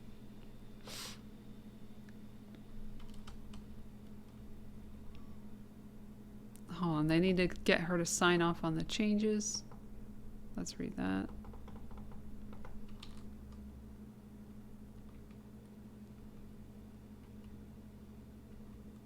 I feel like we already read that. Yeah. Okay. Then, oh yeah, we definitely read that. Blake informs production that her baby is sick and she cannot travel to Las Vegas. Then Las Vegas shoot is canceled on May 8th due to Blake calling out at the last minute. Production was already prepped there. Yikes. Justin and Blake text exchange where Blake is manipulating Justin about her sister in Zoom calls. Let's see how that goes. Lots of manipulation in her texts. Just saying. Starting at 10:03 p.m. on May 10th, Robin turned down the show, she says. I think she means Robin Lively, her sister, who's more talented. And she says, I told her to do it. They offered it to someone else already. He says, what? And then he says, oh shit, is she okay? Was it a guest star? Yeah, it was just 2 episodes. But her husband was going to play her husband. They both got it. No! Damn. Now I feel bad. I feel so bad I missed her calls. No, you're looking out in the most meaningful way. I'm a boner. I was so focused that I couldn't look at my phone. A boner? Okay. Oh, I'm sorry. Oh, good. She's excited to come out. I just feel so lame for being unavailable, and that's me. You're making it so fun for her and me. Still downstairs. Okay, gonna leave the Twilight Zone now. Still getting kids down, she says. Can't answer. Spell wrong. Everything okay? All good. Yes, just wanted to chat though tomorrow. Just wanted to chat through tomorrow. Can you text? Sorry. Totally. But let's text after you put the kids down. No rush. Oh, I'm not gonna make it that long. Okay. They smoke me out. Tomorrow at the office I have Jenny Slate at 12:30 and then Amy at 3:30, and somehow need to get through script with you so we can distribute. So maybe easiest to do Zoom for me tomorrow, and when Jenny comes in we can work on punching up those scenes with the 3 of us. Would also love for you to meet Amy. That works for me. We focus on getting through the script first, even if it isn't the perfect dialogue. He likes that. She says, just to structurally, emotionally get through it. We can do that 11 to 12:30. That's our goal. We have to do it by then. You're in charge, bitch, I guess. Damn. He says, great work today. Love working with you. She says, I know. When we hit our zone, it's really sweet. As for Jenny's scenes, is she going to be cool with us writing? Don't want to get her into a tough position.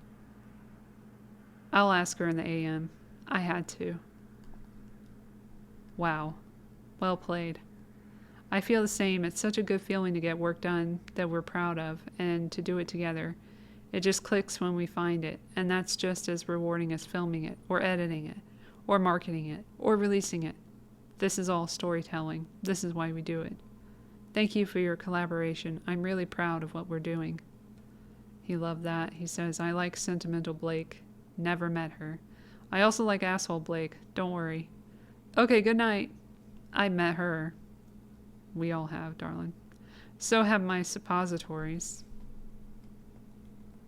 Good one, Ryan. Good night. Hey, flag on the play. Just off of Zoom with Ange. She's not happy about Atlas not being at hospital because he has nothing to do.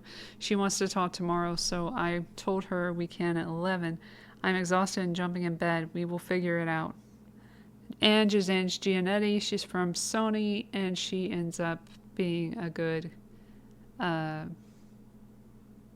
Wayfarer witness.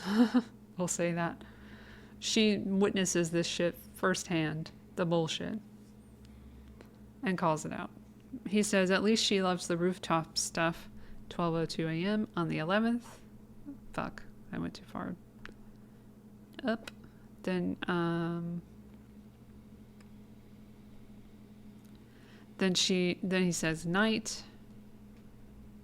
She likes that. He says morning, happy workout. Can you talk at 11 still? She says yeah. With Ange also. Yep. Working one hollow heart. The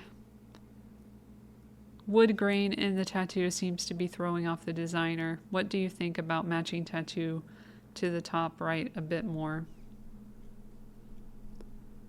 out of the group, this is my favorite, I think.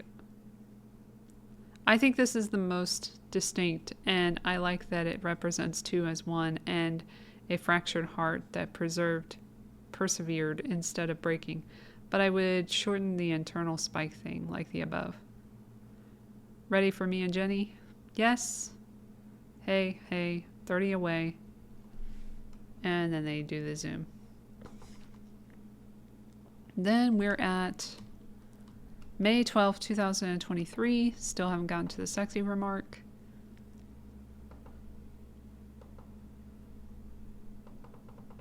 Alex Sachs is back. Yay.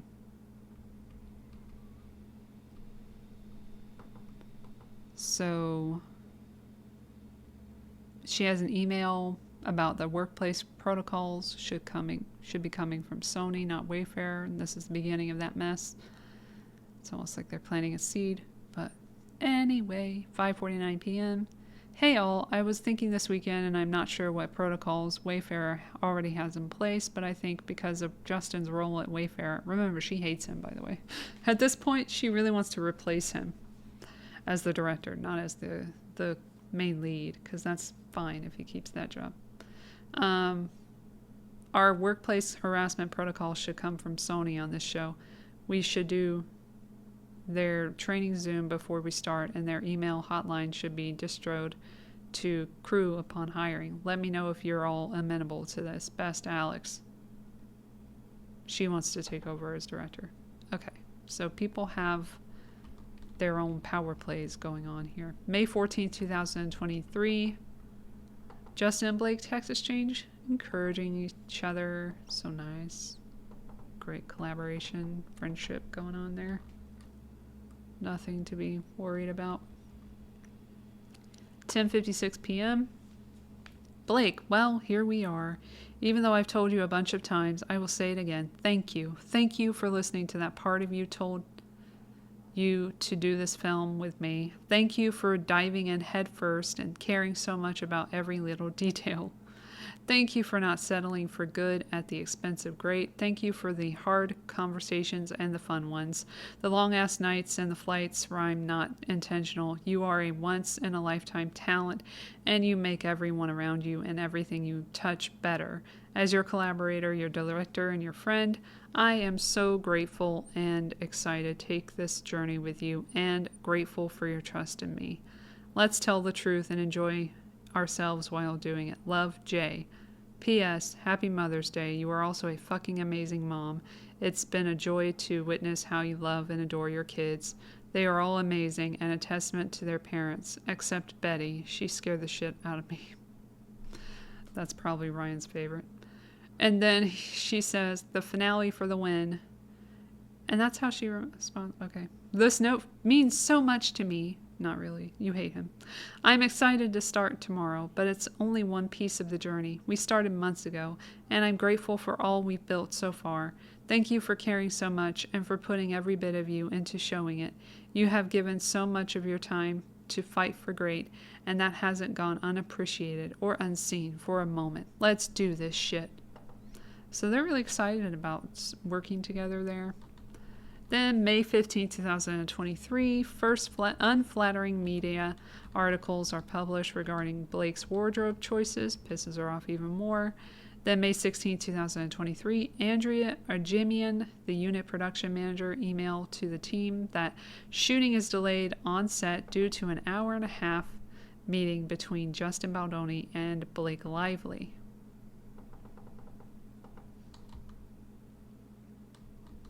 Hi all, today we got a late start due to a morning meeting between Justin and Blake, which took an hour-and-a-half. This was to discuss her wardrobe and looks in the film. Ange visited set today and helped with the situation. Despite starting late, we were able to catch up and make our day, with the exception of a shot of Lily's double driving by the entering to main sign, which we owe. Justin may also want a pickup of Lily by the cemetery stone. However, our script supervisor is crediting us as completing that scene, saying the shot isn't necessary to edit the scene. Tomorrow we start work at Lily Bloom's, our hero flower shop, where we'll be for the next 2 days in Hoboken. One of the big scenes we'll film tomorrow is when Lily meets Alyssa, played by Jenny Slate. Have a great night. Thanks, Andrea. All right, so that's what's happening there. Justin and Blake text exchange where Blake describes her outfit as sexy to Justin, which is not allowed, girl. Remember the rules. Oh yeah, you don't play by them. Everybody else has to, though. Just text Ange this also. This is 11:52 a.m. on the 17th. We'll show you both ways, but beanie is much sexier. It's the look. Feels TV without, especially with a crop top in the snow. It justifies the rest of the skin, and also as a girl, I would check out walking down the street because it washes the effort off the rest of the look. And he loved that. Then we have the incident, the first incident on May 18, 2023. Justin says the word sexy directed towards Jenny Slate's leather pants. May 22nd, 2023, Blake demands that everyone on set wear ID badge with photo and full name. Says that it's happened on every production she's been on. I've never seen it, but hey, I'm just a background actor. Just go to sets sometimes. May 23, 2023, Jamie Heath shows Blake Lively the birth video, which now you're in the suit, guy. So that gets him involved. May 24th, 2023, Blake texts Liz Plank that she cried at how dire this situation has become. Then we have May 25th to 26th, 2023, Blake trying to connect with Ange, trying to get somebody else on her side.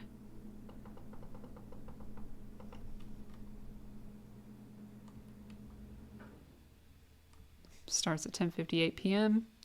Yes, a lot to catch up on. I'll try you tomorrow, X. Feel free to text the wardrobe to script stuff, or we can cover when we speak.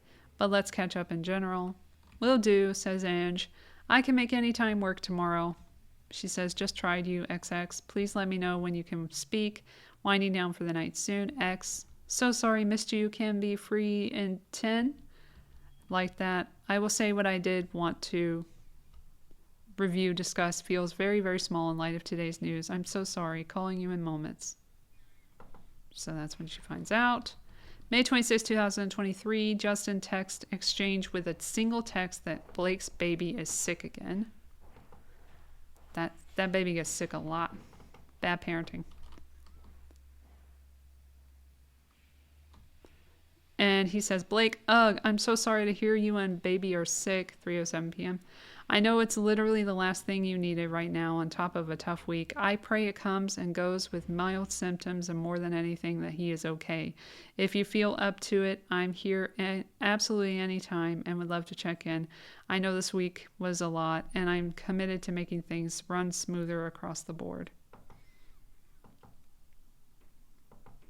Okay, then Ange Giannetti and Blake text exchange where Blake begins the process of replacing the crew using Sony.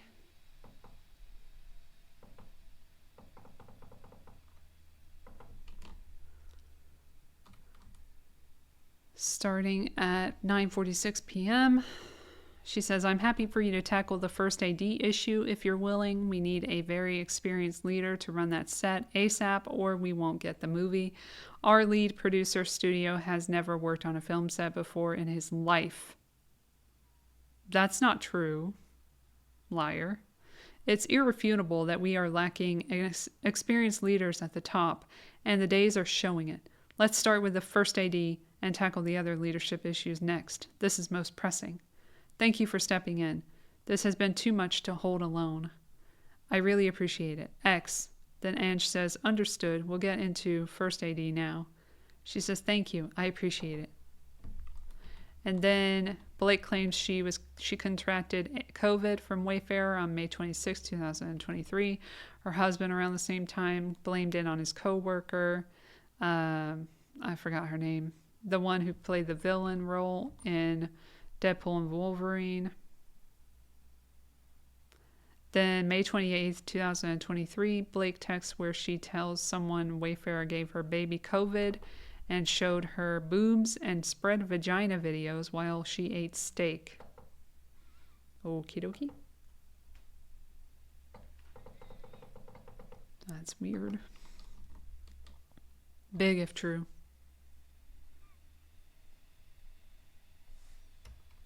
We don't know who this is to. May 28th, 11:34 p.m. They gave me and the baby COVID because they didn't tell me I'd been exposed by multiple people because they were hoping I wouldn't test. And this is after the lead producer showed me nude videos of his wife giving birth in a tub without any warning of what he wanted to show me. All I saw was boobs and vagina spread while eating my steak. It was alarming. Oh, that's to Louie. Okay, good to know. Same person she was belly aching to before all this happened. May 28th, 2023, big day. Justin and Jamie text exchange where Justin is trying to come to grips with what is happening, and they mention Steve is getting upset. Steve Sarowitz, the billionaire behind Wayfarer, and their best friend. One of them. Justin says at 12:44 p.m., I'm just by the pool listening to stuff and trying to release if you want to come here today. Jamie says, hey, brother. Dang it. I fucked up. Hey, brother. I'm up in Philly. Bo back mañana. Conversation is going really well, and Alex is in a good place. I'm going to set it up for you two to talk, but you shouldn't share all that I've shared about what she says about you other than what I say now. Let's keep it up. He says, FT me. Caliph called me. What does he know? That's Andrew Caliph. Kaloff. He's one of the producers. He says nothing. He knows we got shut down for COVID. Haven't talked to him since then. So nothing about Blake or drama? Nope, of course not. He knows that she wasn't happy about getting COVID. I mean, he's fine to know that stuff. He's our guy. I told Steve more today. I talked to Steve last night also. I didn't share about the comments the ladies had feelings about. Didn't want to share anything you hadn't yet. I shared with him today. He said he should come to visit. He said he should come to sit and remind Blake whose money this is, and I said that's not the best idea. Yeah, he said that to me too, regarding how difficult she is to work with. He doesn't quite get the nuance. I guess he doesn't. But he's very no-nonsense about it. May 29th, 2023. We're almost done with May, for fuck's sake. Longest fucking month ever, it feels like. Let's see. This one is at 9:51 a.m. Ange says, call when you can.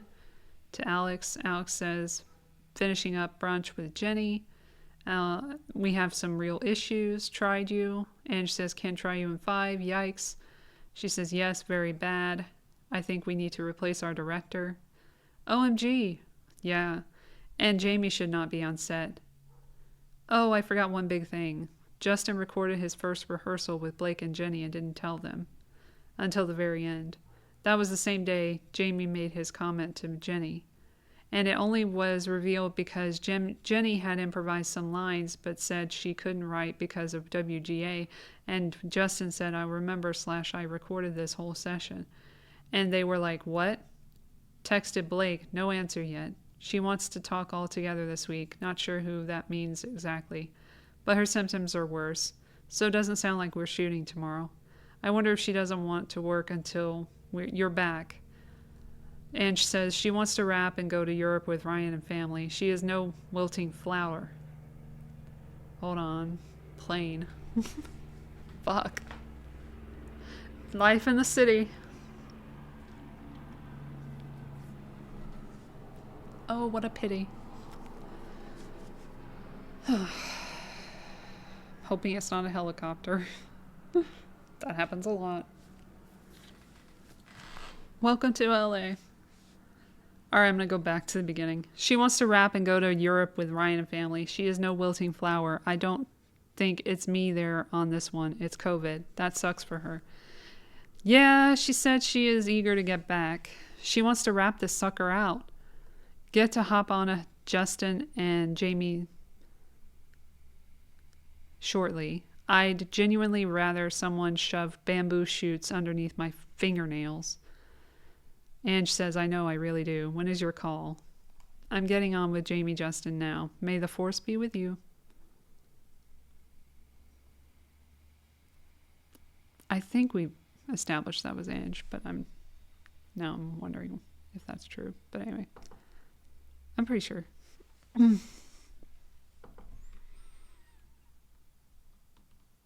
Maybe it's someone else. I don't know. It doesn't say Ange, so I'm wondering. All right, May 29th, 2023. Still. Jenny Slate and Blake text exchange where they have a disturbing conversation.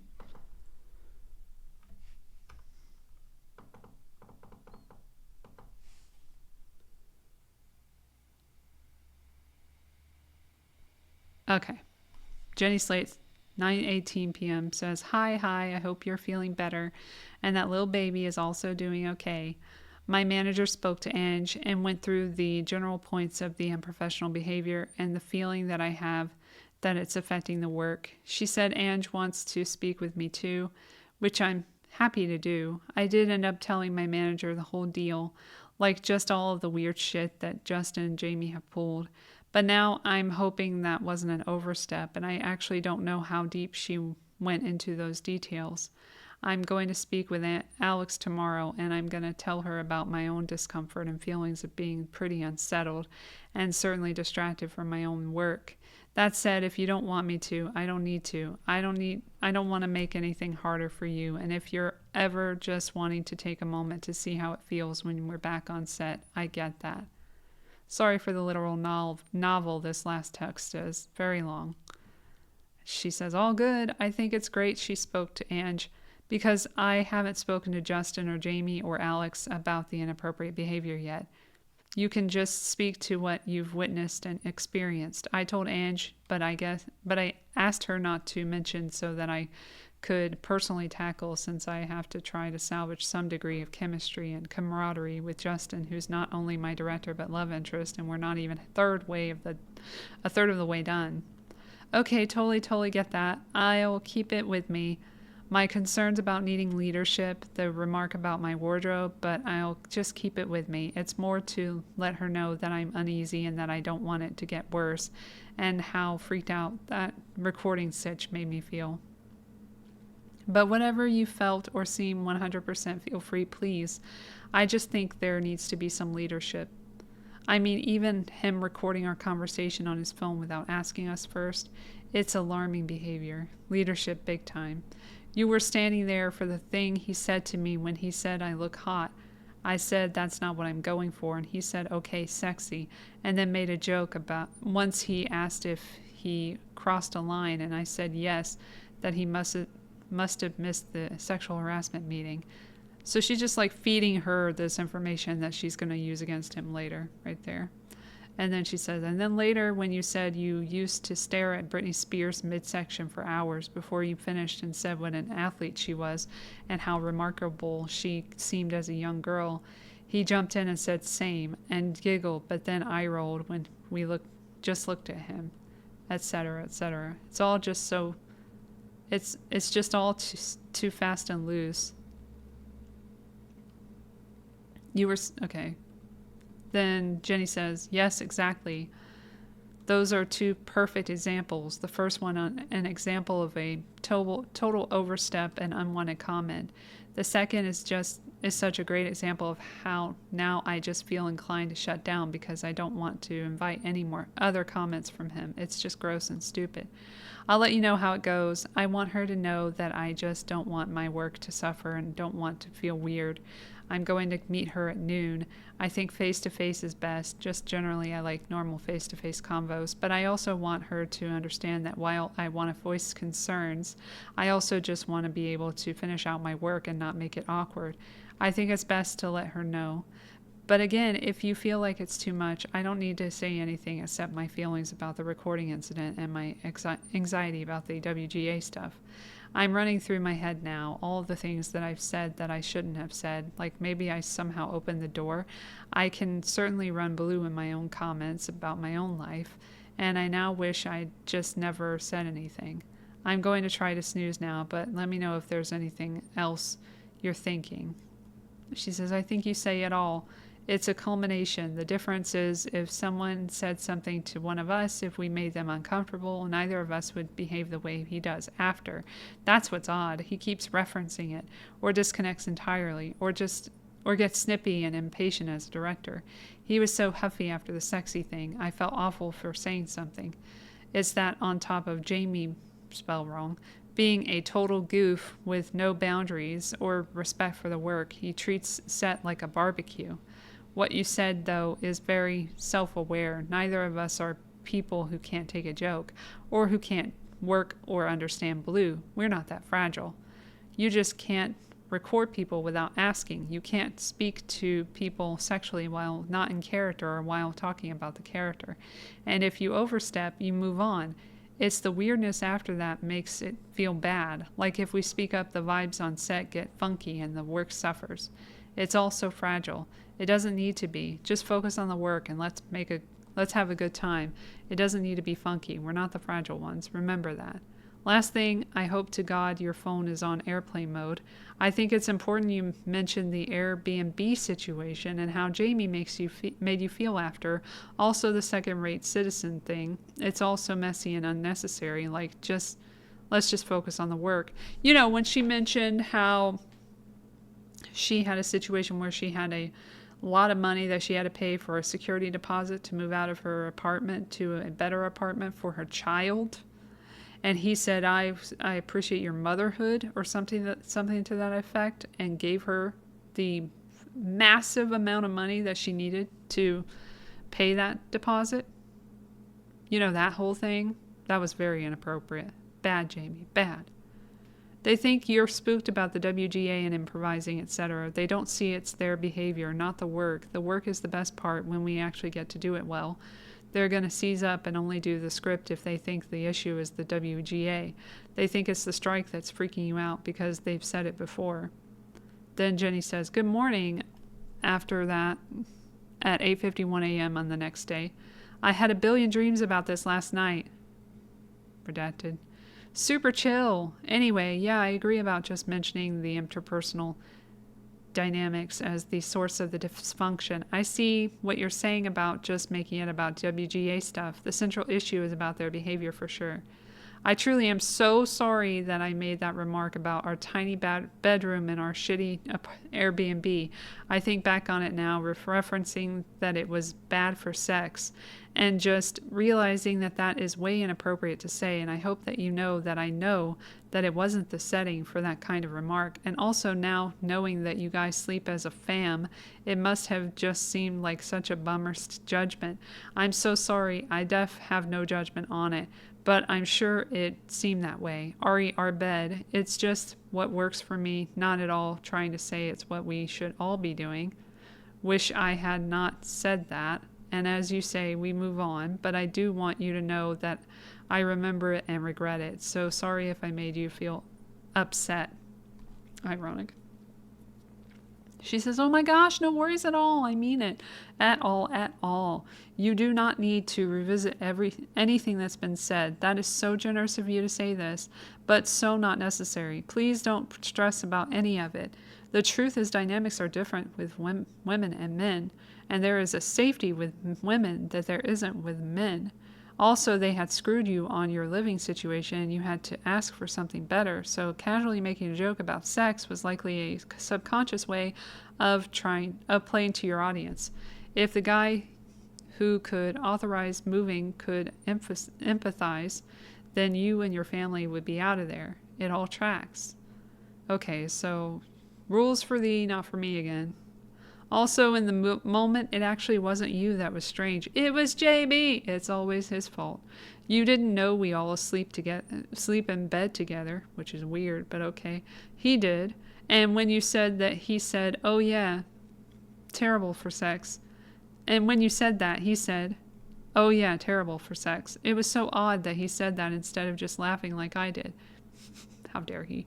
He's always trying to be light, and so joining makes sense for him, but it was still something I clocked on his part, because I know we all sleep in the same bed, obviously, and he knows.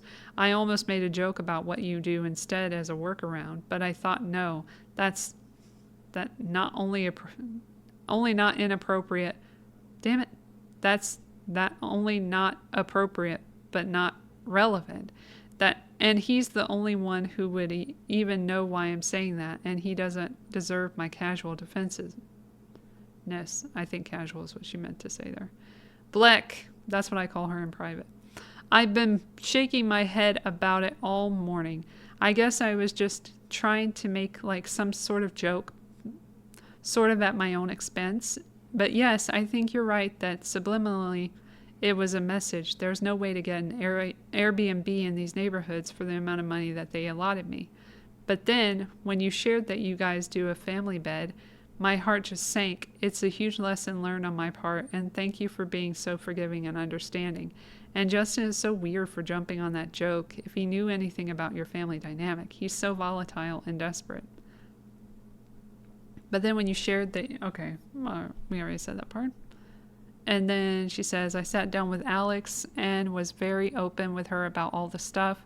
Jamie's initial comments, Justin's recording, and his later comment, and his fussy attitude. My feeling that the work is really suffering, and that as an actual feminist, I'm concerned and offended by the way he's so far off the mark. I told her that I really just wanted her to be aware and that things just really need to become way more professional, and she agreed on all. Amazing. Do you feel good? Oh, also, so sorry you're dealing with any of this. This is not what movie making should be. No, it isn't, but not for those reasons. Then we have another one from May 30th. The end of May is coming soon. Oh my gosh. This one is Justin and Alex Sachs text exchange, where Justin shares his check-in text he wants to send to Jenny Slate and Blake Lively. What do you think? I feel like it's got everything. Alex says, much, much better in my opinion. I just read it real quick. He says, feels good. She says, he did answer the question though, kind of that tripped me. Part of the script. And answered, not answered. He says, oh yeah, we can cut that out. And go, no. And then I'm not a relationship person. She's like, bingo. And we say blossom at the end, which I love. He says, where? She says, did they say it before then in the name exchange of it all? He says, ah, yes. Hi, I can't send you my notes to Jenny. Can I send you my notes to Jenny and Blake? I think it's best for you to share with them if they want to receive. She says, absolutely. And then he sends this message. Hey, Jenny, first off, thank you for putting your all into the film. I recognize that the last few days of filming have been difficult, but I wanted you to know that the work is really great and I'm excited for what we're creating. Equally important is that I was made aware of your concerns. I wanted you to know that they are fully received. I hear you and adjustments will be made accordingly. I appreciate your feedback and really looking forward to working with you at the end of the week. Justin. Blake, I really hope that baby B is okay and your symptoms are getting better. I'm so sorry you are going through this. I want you to know that I've been made aware of your concerns and I hear you. They are fully received and adjustments will be made imminently. Also, the dailies are looking wonderful, and while the last 2 days were tough, I assure you that your work was fantastic. I truly believe you are creating one of your most honest performances that will have a long-lasting and powerful impact. Looking forward to working with you when you feel better. Justin. Love both. He says, thanks. Go ahead and share if they want to receive them. Appreciate you. She says, I will ask them both tomorrow when I speak with them. Thank you. Then we're going to end on this. Finally. Fucking hell. We're finally in June. We are so far away from the end of this movie. But we're finally in June. Here we go. Here we are. Aye. This one is Jenny, Slate, and Blake text exchange where Blake is gaslighting Jenny about Justin. Seems about right. June 1st, 1:59 p.m. How's it feeling over there? Says Jenny. I must admit I'm a little edgy. Blake says it's fine vibe-wise, but the work is a mess. We have no leader. Oh, brother. At least there's no huffiness. I guess that's better. I got a very succinct letter from Justin via Alex. Did you get one of those? Oh, shit. That's the end of that. And then we'll keep going. Blake calls a group meeting and tells Justin he should not cry anymore on June 1st. And then Alex Sachs text exchange where she is poisoning a higher up against Justin, setting herself up as his replacement. Of course. This one will end on because we love Sony stuff.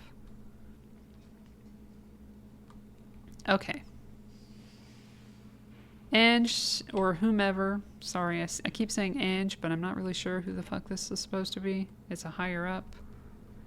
How's the morning vibe? Great, actually. Yay. We had a very good chat with Blake, tough chat with Blake. She was eloquent and on point, called Jamie out in front of me and Justin kindly, but was very direct. It was impressive to watch. Goals? Truly. It was also like, how is Jamie? Man, people with power like her are the only ones these guys won't combat. He took it. Not a lot of options there. He did try to clarify that he thought Justin told her about it. This is the wife photo?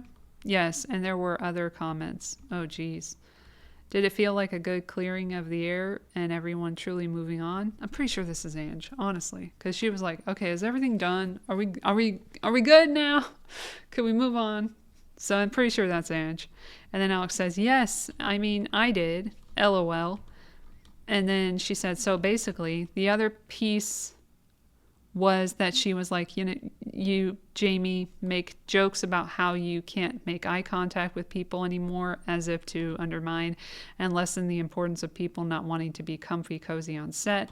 She was like, everything is too comfortable." And then she also mentioned that, I guess, on day 2, Jamie went into Blake's trailer. Oh, yeah, that whole thing. And she was like, "Oh, actually, I'm getting body makeup done. Well, you can come in if you don't look." And apparently he was looking at her direction the entire conversation when she turned around. And then she responds, "Not good. Nope." And Justin is more concerned that they receive his note to them than basically anything else. Too comfortable equals not professional. I'm sure Blake had also shared that all with Jenny. God, no. Which is why Jenny had such a reaction. Jenny actually was happy to receive, so that's good. Blake I haven't asked yet, and likely won't. Not necessary. With the notes, it's not about him in this circumstance. Talk cheap, act. Also, she doesn't respond to limits. Does. This all could have been avoided. You're right about that, Alex.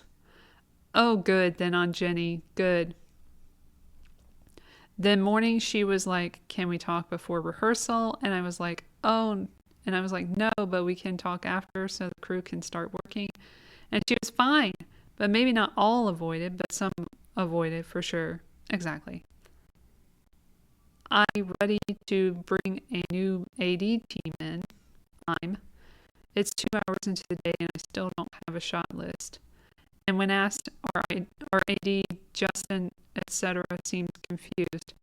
Well, this person has it, this person has it. I read it written down every morning. Oh, I need it written down every morning. What was the point of our last 2 days of MIGs? How is that possible? 2 people in scene. Exactly. If I punch the wall. Oh, you can't do that because then you'll be reported like you reported Justin as punching something, the chair, and making you uncomfortable. Putting you on a text with Lieberman now. Will my hand surgery be covered by workers' comp? I will personally cover it if they don't. Okay, great. I mean, how is that even possible on day 1 after all this? When was shooting supposed to start? Exactly. That's what's disturbing. What does Justin say? Nothing. Just looks blankly. No words. Fit to print. Precisely. You shooting yet? No. This is a joke.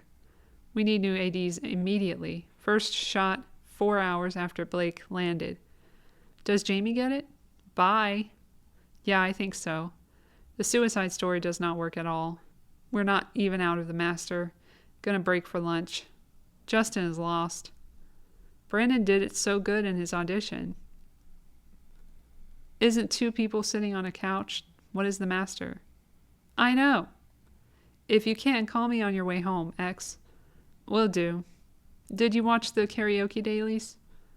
We just saw a cut scene. Yes, I watched. How is it?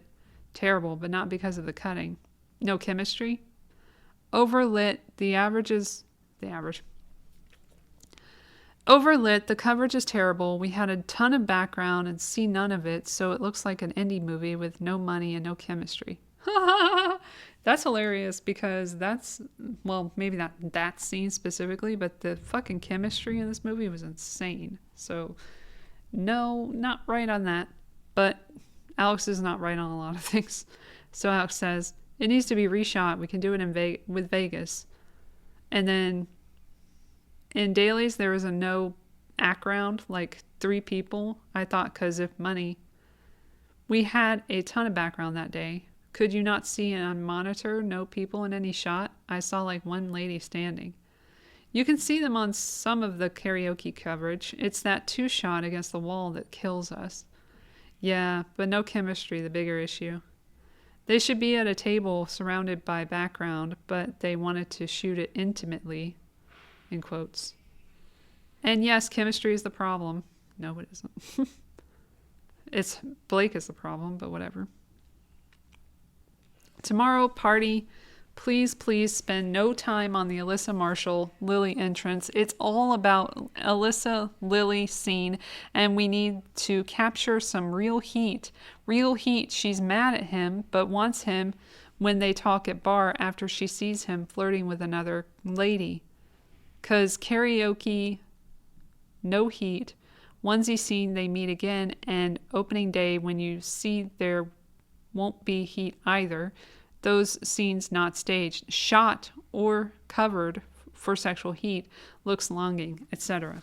By the way, Ange is the one who wants all the heat in the movie per Sony and puts that in the script and everything as notes to Justin. But Justin's not allowed to change any of the scenes and make them more sexy. Not allowed. Anyway, Alex says, we just talked about it. That's exactly the plan. And then Ange says, I told Jamie, same. All we have left is this party moment. First kiss, PJ's roof, dating montage to sell these people are actually mad for each other. Yep. We have the dancing moment, thank God. The one where she claims that she was sexually harassed by having him move in too much towards her and out of character, which she started, and caressing her too much and sniffing her neck and saying she smelled good, which was her saying that she was wearing the spray tan and him saying that it smelled good. But yeah, this is a totally sexual harassment case and it's totally going to go to trial and all the pieces of it will remain. Then Alex says this is like death by a bunch of cuts. Ah, yes, the dancing moment. Great. What did Justin say about karaoke scene? He agrees. So he knows. Yes. He's got to be freaked the fuck out. Oh, proposal. Sweet. We got sweet. He should be. But book is sex. Colleen. We've been off for 6 days and still are unprepared every day. They had to rewrite the Atlas scene at lunch today. We shot for 90 minutes and then had to redo the IE tire thing. I don't know what that says. Okay, she said it wrong. Entire thing. Jamie said Blake changed scene in AM watching TV. That was like 100 drafts ago. Did Blake rewrite? It wasn't just Blake. Blake is controllable. Boom. The Atlas suicide scene. We shot the master several times before scrapping it and going to lunch. They didn't know what scene was about. Why he tells her her is a gift. She's at lowest. He's trying to remind her why she's special. Exactly. I had to tell him that at lunch before his meeting then with them. There's just no prep happening. I will try and help next week. Meet after wrap. Talk next day. Next day's work, I mean. Yeah. There's just a complete lack of decisiveness. And because Justin just wants to be liked, when they're being nice and chummy, he needs to jump in to feel liked instead of continuing to shoot or whatever. It's like a bunch of mean girls, obviously, just like talking shit about the director and the co-star.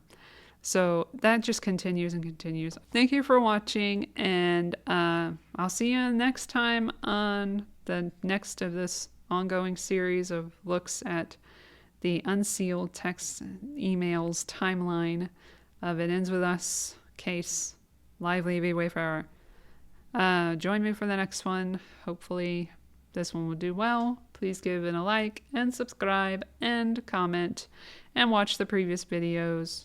They will give you an idea of how long I've been doing this. And yeah, I'll see you on the next actual podcast episode.